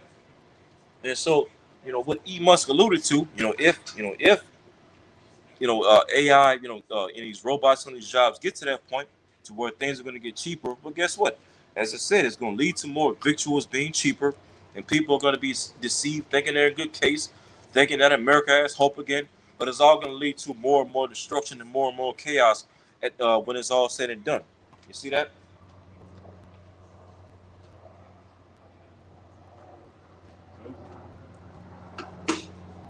I also want to bring this out as well, as brothers been going into this all week in Genesis the 47th chapter, when our forefather Joseph was pretty much in power in ancient Egypt at this time. Okay, when you had a famine in ancient Egypt during this time. All right, Genesis 47, Genesis 47, and I'm gonna start at verse 13. It says, "And there was no bread in all the land, for the famine was very sore, so that the land of Egypt and all the land of Canaan fainted by reason of the famine."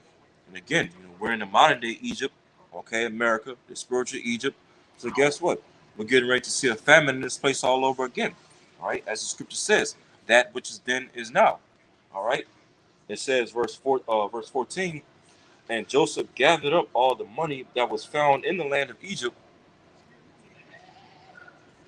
It says again, and Joseph gathered up all the land, gathered up all the money that was found in the land of Egypt and in the land of Canaan for the corn which they bought, and Joseph brought the money into Pharaoh's house.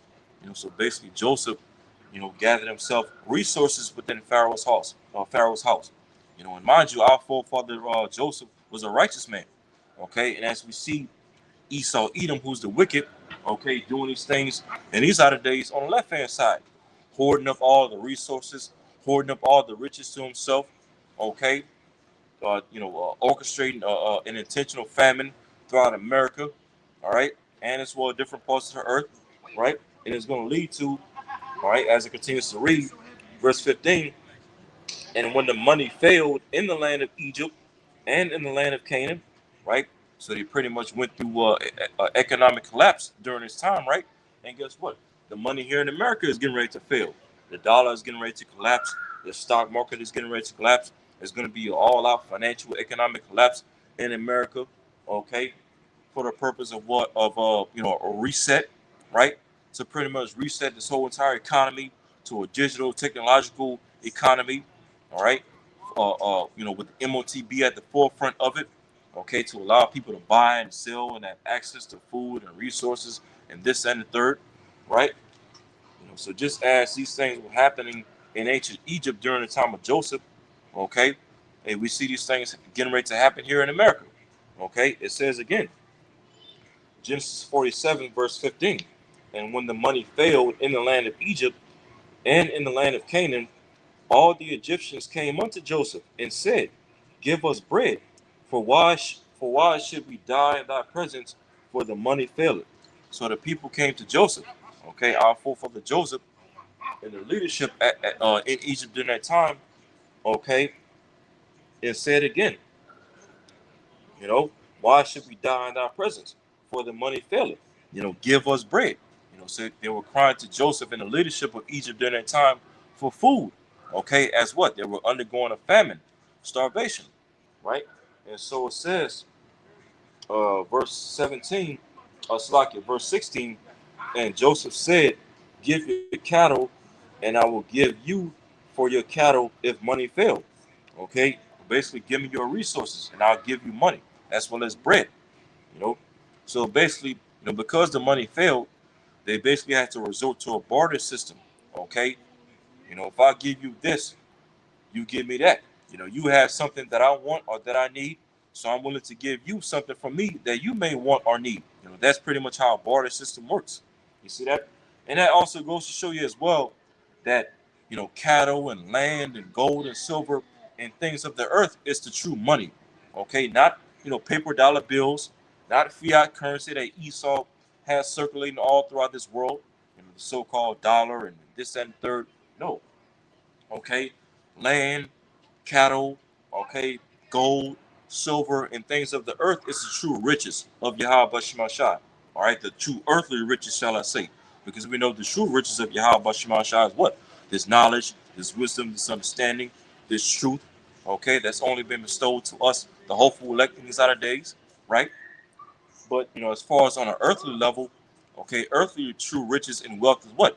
Land, cattle, gold, silver, and things of the earth, right?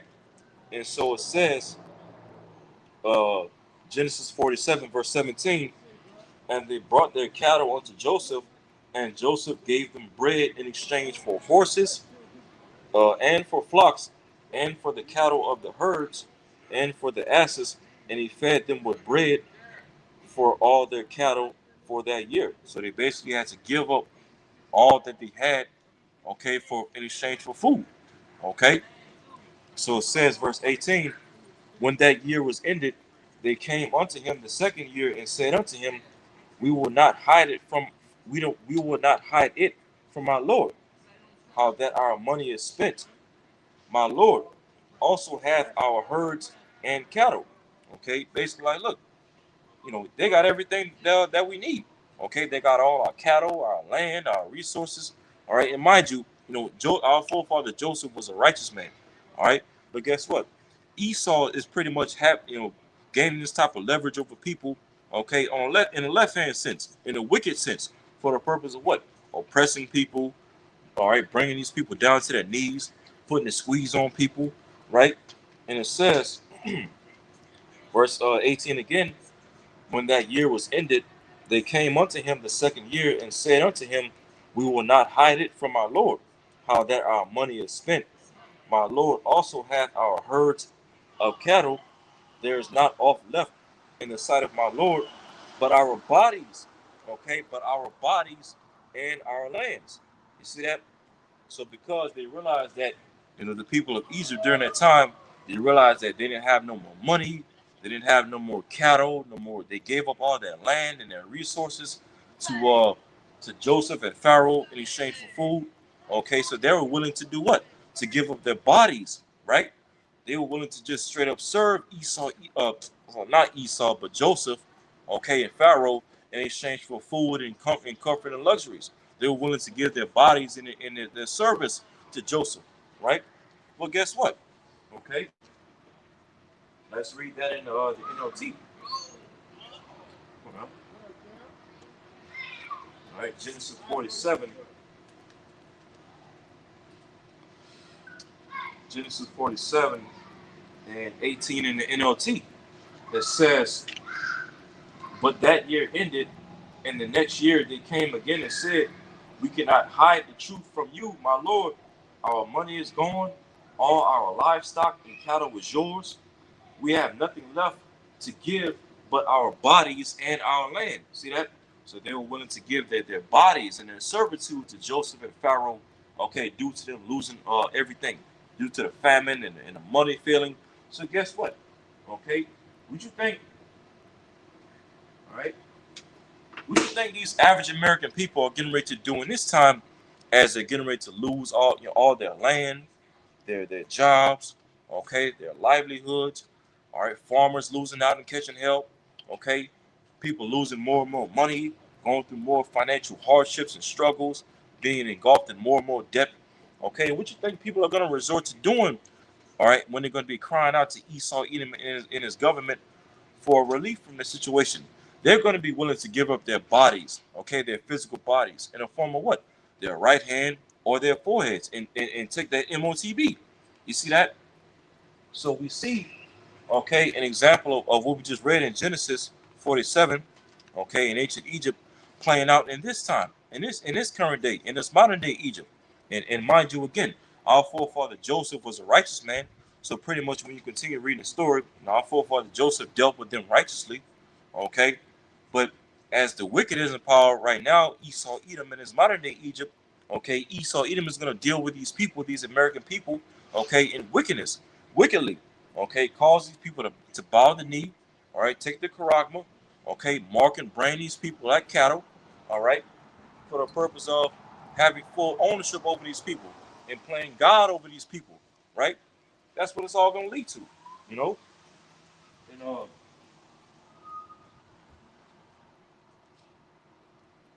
I want to get a few scriptures, all right, real quick.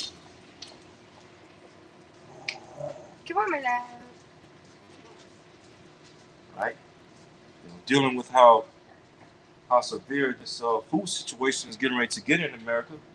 All right, just bear with me for a second. All right, let me just get a couple of scriptures. All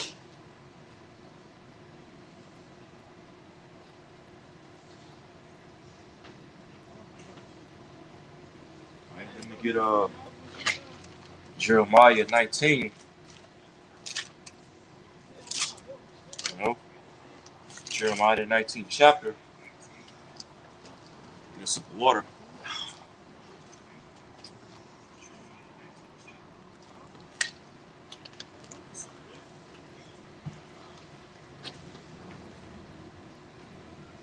Jeremiah chapter 19, and let me put this past. All right, Jeremiah chapter 19, and I'm gonna start at verse 7. It says, "And I will make void the counsel of Judah and Jerusalem in its place." All right, this Yahweh Shemel Shah speaking right here. Jeremiah 19, verse 7. "And I will make void the counsel of Judah and Jerusalem in this place." Okay, we see the Lord doing that right now to our people, especially with these so-called black pastors and preachers in any Christian churches. Because I was watching this one video that I believe yesterday from the brother Arrows of Indignation 144 on YouTube, or the other day he posted this video clip. You had this Jake Man and his Eve, pretty much getting on these black churches and these black pastors for pretty much staying silent on the whole situation with these SNAP benefits and how many of our people are getting ready to to not have access to food and resources due to their SNAP benefits are running out. Okay, because what? Why are all these so-called black priests and black pastors in these churches being silent? Okay, with this particular situation, because these preachers and pastors are nothing but dumb dogs who can't bark, as it speaks of in Isaiah. Okay, and they're all about money at the end of the day, profits. Okay, they're not about warning the people, especially our people, of these times that we're in right now, and how these perilous times that we're in right now. They're not warning our people of Jacob's trouble. They're not warning our people that Esau's getting ready to come down in great wrath via martial law and AI and technology and all these things. They're not warning our people of the mass famine that's coming down the pipe, okay, and how all our hell's getting ready to break loose in this society. These preachers and these pastors in these black churches are all about money, profits, okay, getting large congregations all for that money, okay, especially attracting women into their churches, because you notice in the scriptures, in the writings of Paul, one of the signs of, a major false prophet in these latter days is a preacher or a pastor that will have, large followings of women. Okay, and we clearly see that within these black churches, your T.D. Jakes and your Creflo Dollar, Geno Jennings, all right, and even amongst these different Israelite camps. Okay, they have these large congregations of women, all right, women all in the background, okay, dancing, singing, right. These are, major signs of, false prophets in these latter days. Okay. Being all about money, gimmicks, making merchandise at their congregations. Okay. Not prophesying and warning our people of these times to come. Okay. And so, as the Lord said again right here in Jeremiah 19, verse 7, and I will make void the counsel of Judah and Jerusalem in its place. The Lord is making void the counsel of the two-thirds of his people in these latter days. These so-called black politicians, these black pastors in these churches, and even these leaders amongst these different Israelite camps that's not warning about Jacob's trouble, that's not warning about the MOTB, that's not warning about the NWO system, that's not warning that Esau is getting ready to come down in great wrath and shut everything down, that's not warning about shit in the fan very soon. Okay, the Lord is making void of all their counsels. Okay, and making it manifest who his true prophets and his true counsel is in these latter days. Okay, us the hopeful elect, starting with the apostles and the bishops and the elders of Great Millstone, down to the least of us that are of the hopeful elect. Lord will not be able to number. It says, and I will make void the counsel of Judah and Jerusalem in its place, and I will cause them to fall by the sword before their enemies. Okay, Esau, Edom, who's blessed with the sword, by the way. All right, and it says, and by the hands of them that seek their lives. Esau, Edom again. It says, and their carcasses will I give to be meat for the fowls of the heaven and for the beasts of the earth. Verse 8, and I will make this city desolate and hissing. Okay, all your major cities across America, and all of these cities, for that matter, will be made desolate. Okay, the streets are going to be empty. Okay, it's going to be all out chaos, and especially in the neighborhoods where you Jakes live at, the hood, the barrio, the reservation, all right, wherever you Jakes live at. Okay, the Lord's going to make it all, as it said, desolate and hissing, right? And it says, everyone that passeth thereby shall be astonished and hiss because of all the plagues thereby. Okay, famine, the sword, pestilence, diseases. Okay, martial law troops roaming the streets, armed military troops roaming the streets, looking to snatch you people out of your houses or your apartments, looking to snatch you jakes off the streets. Okay, these are the times coming down the pipe during Jacob's trouble. It says, verse 9. Okay, this is the main point. Verse 9, it says, and I will cause them to eat the flesh of their sons and the flesh of their daughters, and they shall eat every one, the flesh of his friend in the siege and straightness, wherewith their enemies and they that seek their lives shall straighten them. You see that? So the mass famine that's coming down the pipe, along with the mass tribulation and all hell breaking loose, it's going to lead to as well cannibalism, because as we've been going into, it's going to lead to mass starvation amongst the people, especially our people, and it's also going to lead to People, crying out to their government, okay, for peace and safety and solutions, and for a system to be set in place for them to have access to food and resources and all these things. But as well, the mass famine and people being cut off from their benefits is also going to lead to, as we read right here, okay, cannibalism. Okay, read it again. Jeremiah 19 verse 9. And I will cause them to eat the flesh of their sons and the flesh of their daughters, and they shall eat every one the flesh of his friend in the siege and straightness, wherewith their enemies and they that seek their lives shall straighten them. So you see that? So a lot of people are going to resort to cannibalism.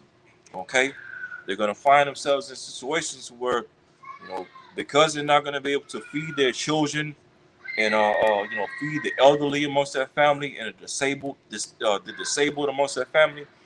A lot of these people are going to resort to cannibalism. Hey, and as we read, the Lord is going to put a spirit on them to resort to doing something like that. Okay, and you best believe, especially these Eves amongst our people, a lot of these single mothers and these baby mamas around here.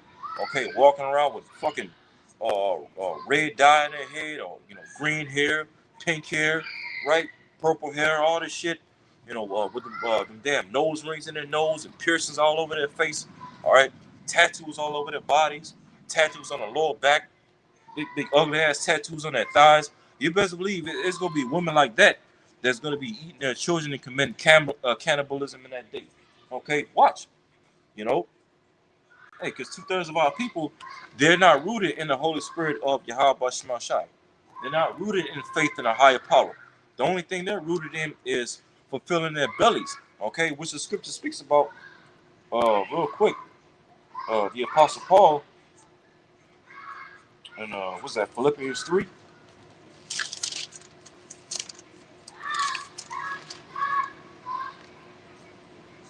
Yep, this is Philippians 3 and verse 18. It says, "For many walk, of whom I have told you often, and now tell you even weeping, that they are enemies of the cross of Mashiach Yahushua." Yeah, 2/3 of our people are enemies to the cross of Yahushua. Okay, it says, verse 19, "Whose end is destruction." See that? Whose end is destruction, because 2/3 of our people are going to be destroyed and cut off in these outer days, right? Pursuant to Zechariah the 13th chapter, it says, "Whose end is destruction, whose God is their belly, and whose glory is in their shame, who mind earthly things." You see that? 2/3 of our people, especially the women amongst our nation, these Eves, all right, these hood rats and these Keishas out here, these big Shirleys, their God at the end of the day is their bellies. Whatever fills their bellies, their hunger, their lust, their pride, their egos, their vainglory. That's what they serve and reverence at the end of the day. And so when all these things are going to be cut off from them, okay, with the SNAP benefits running out, okay, access to food running out, okay, they're going to act upon their bellies. They're going to act upon their flesh, all right, resort to carnality, crime, right, stealing, looting, violence, and as we just read in Jeremiah 19, verse 9, even cannibalism, okay, eating their children, all right. A lot of these Eves out here, these women, these baby mamas that have all these, 5 children, 6 children, 7 children, 8, 9, 10 children by, 3, 4 different men, okay? Children that they don't give a damn about whatsoever. A lot of these Eves just have all these children just to collect a check, okay? Just to benefit from these children. Well, guess what? But it's going to come a time very soon where they're not going to be able to collect all these different checks and government assistance from having all these children. They're going to resort to eating all their children, all right? They're going to resort to cannibalism, as we just read, all right? And mind you, as we're reading in Jeremiah 19, now during the time of the prophet Jeremiah, okay, what empire was in power during the time of Jeremiah? The ancient Neo-Babylonian Empire, okay? Nebuchadnezzar, the Chaldeans, right? And hey, as Jeremiah was prophesying during his time that the Babylonians were getting ready to roll upon Jake, burn down Jerusalem, sack the temple, and lead many of our people into captivity in ancient Babylon. Well, guess what? We're here in Babylon the Great all over again, America. And what are we, the hopeful elect, preaching to our people that the modern day Babylonians, Esau, Edom, the modern day Chaldeans, right? Esau, Edom again, the daughter of Babylon, is getting ready to roll upon our people once again. Okay, take down Jake, lay a siege around our people by cutting off the food, cutting off the staff benefits, cutting off government assistance, all these things. This is just nothing but a modern day siege. Okay, which when you go into a siege is basically a military operation, okay, waging war against people. All right, so a war is being waged against Jake and overall these American people, these Edomites included, okay, but especially primarily against our people, right? And as we see again in Jeremiah 19, this siege and this famine is going to lead to many of our people resorting to cannibalism, especially the women of our nation, right? And I also want to get this as well. In the book of Ezekiel, Ezekiel chapter 5, Ezekiel chapter 5, and I'm going to start at verse 8. Ezekiel 5, verse 8, which, now the prophet Ezekiel, what empire was in power during the time of the prophet Ezekiel? Okay, the ancient Neo-Babylonian Empire. As Ezekiel, just like Jeremiah, prophesied to our people, primarily Judah, Benjamin, and Levi, that the Babylonians were going to roll upon Jake, sack the temple, okay, bring forth mass starvation, cut off resources, okay, slaughter many of our people, and lead many of our people into captivity in ancient Babylon, right? And again, we're preaching the same message to our people in this day as we're in Babylon the Great, America. See that? So Ezekiel 5, verse 8, it says, "Therefore, thus saith the Lord Yahweh, behold, I, even I, am against thee, and will execute judgments in the midst of thee in the sight of the nations." Okay, the Lord's getting ready to judge 2/3 of our people. It says, verse 9, "And I will do in thee that which I have not done, and whereunto I will not do any more the like, because of all thine abominations." Yeah, because this is our final captivity here in America, okay, as a nation of Israel, so-called Black, Hispanics, and Native Americans. This is our final captivity. Once the Lord judges the 2/3 of our people in this time and delivers the elect, okay, we're going to go through no more captivity. We're going to receive new bodies, be entered into the new covenant, but we're not going to sin no more. We're not going to go off against Yahweh Shema Shai no more. We're going to be brought back to the Holy Land, the land of Israel, the land that was promised to our forefathers, Abraham, Isaac, and Jacob, and set up the kingdom of heaven under Yahweh Shai, all right, the throne of David. You see that? To rule over these heathen nations with a rod of iron, okay, via the laws and the commandments, and pretty much restore this earth back to paradise again. Eden. You see that? Under a righteous rulership. Yahweh Shai in the tabernacle of David, the 144,000. All right? But it says, verse 10, Ezekiel 5 and verse 10, it says, "Therefore the fathers shall eat the sons in the midst of thee, and the sons shall eat their fathers, and I will execute judgments in thee, and the whole remnant of thee will I scatter into all the winds." All right? We know in these other days, the Lord is no longer going to scatter the remnant of our people. As the remnant, all right, us, the hopeful elect, are now going from scattered to being gathered. All right? First and foremost, be gathered by the word, okay, the preaching of the word, right? Before we be gathered by the return of Yahweh Shai. You see that? But as it said, "Therefore the fathers shall eat the sons in the midst of thee, and the sons shall eat their fathers." Okay, what does that speak to again? Cannibalism. Okay, men are going to be eating their sons. Okay, children are going to be eating their sons and their mothers, and it's like your children are going to be eating their fathers and their mothers, their parents, their grandparents, their aunts, their uncles. Hey, it's getting ready to get bad out here. Okay, why you think it says? All right, going to Daniel 12 and 1. Why do you think the Lord is going to have to send the Archangel Michael and the holy angels to help protect us, the hopeful elect, when these times come? Okay? Because as it says, Daniel 12 verse 1, "And at that time shall Michael stand up, the great prince, which standeth for the children of thy people," all right, for the elect.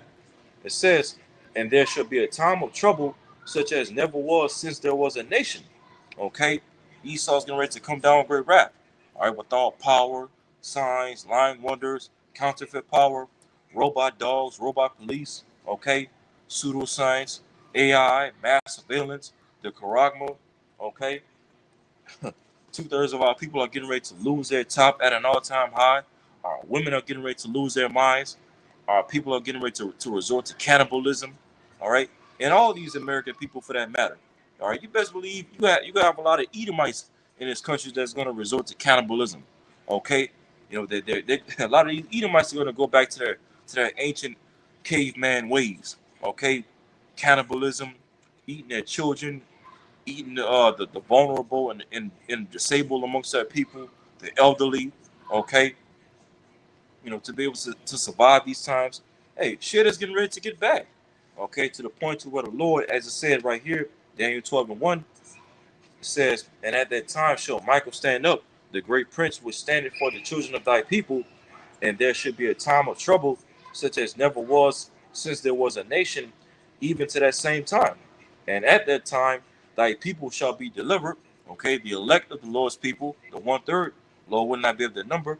It says, and at that time, thy people shall be delivered, every one that shall be found written in the book of life. You know, and that's the elect. Lord will not be able to number. You know, things are getting ready to get so bad, so the Lord's gonna have to send his holy angels down to help protect us, the hopeful elect. Okay, create divine intervention for us. Make sure that we have food and provision and the things that we're going to need to survive and endure these times and endure to the end. You see that? Hey, shit is getting ready to hit the fan, you know. And we see from you know, the SNAP benefits running out, people losing out on these different government assistance and benefits. Hey, that's just the beginning of sorrows. Okay, that's just the beginning of how bad things are going to get. Okay, you know, things have to get worse before they get better, which better is going to come when Yahushua comes back to deliver the elect, okay, and destroy America, Babylon the Great. You see that? And set up the kingdom of heaven. All right? So I want to get this before I close out.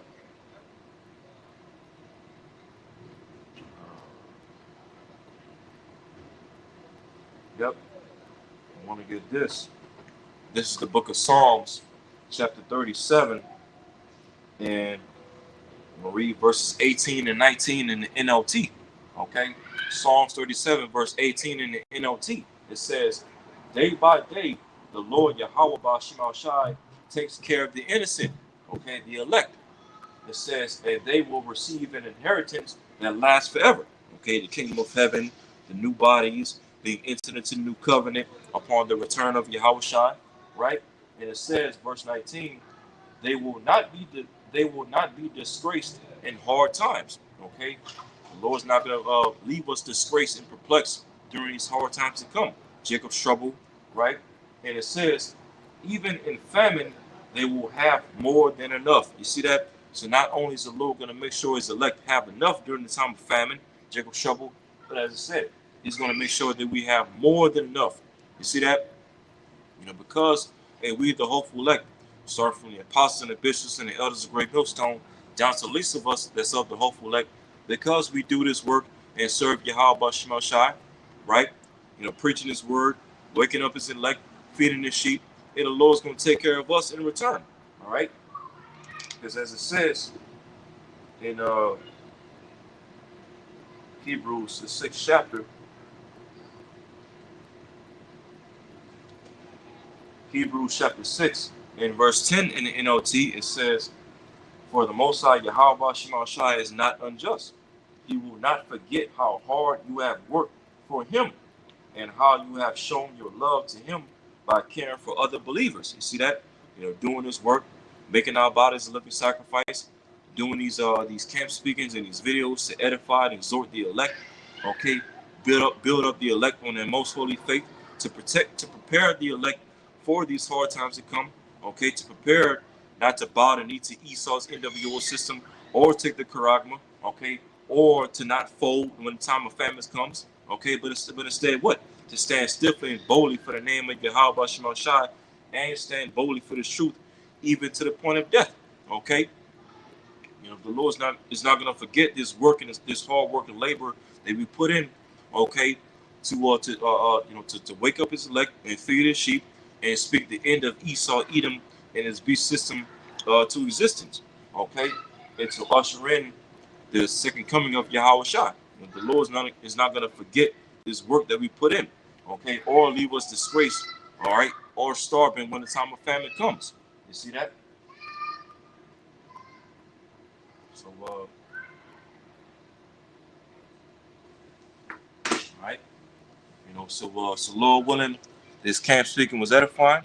Before I close out, I want to say, Kal Halal Yamla, Yahweh, Ba'ashem Yahweh Shai, Ba'ashem Harakak Wadash. Double honors to the apostles, the bishops, and the elders of Great Millstone, from whom I learned the truth from. And also peace and salutations to the hopeful elect of the nation of Israel, scattered throughout the four corners of the earth. All right, Kwame Yasha Allah, Abad the Ball, and until next time, Lord willing, Shalom.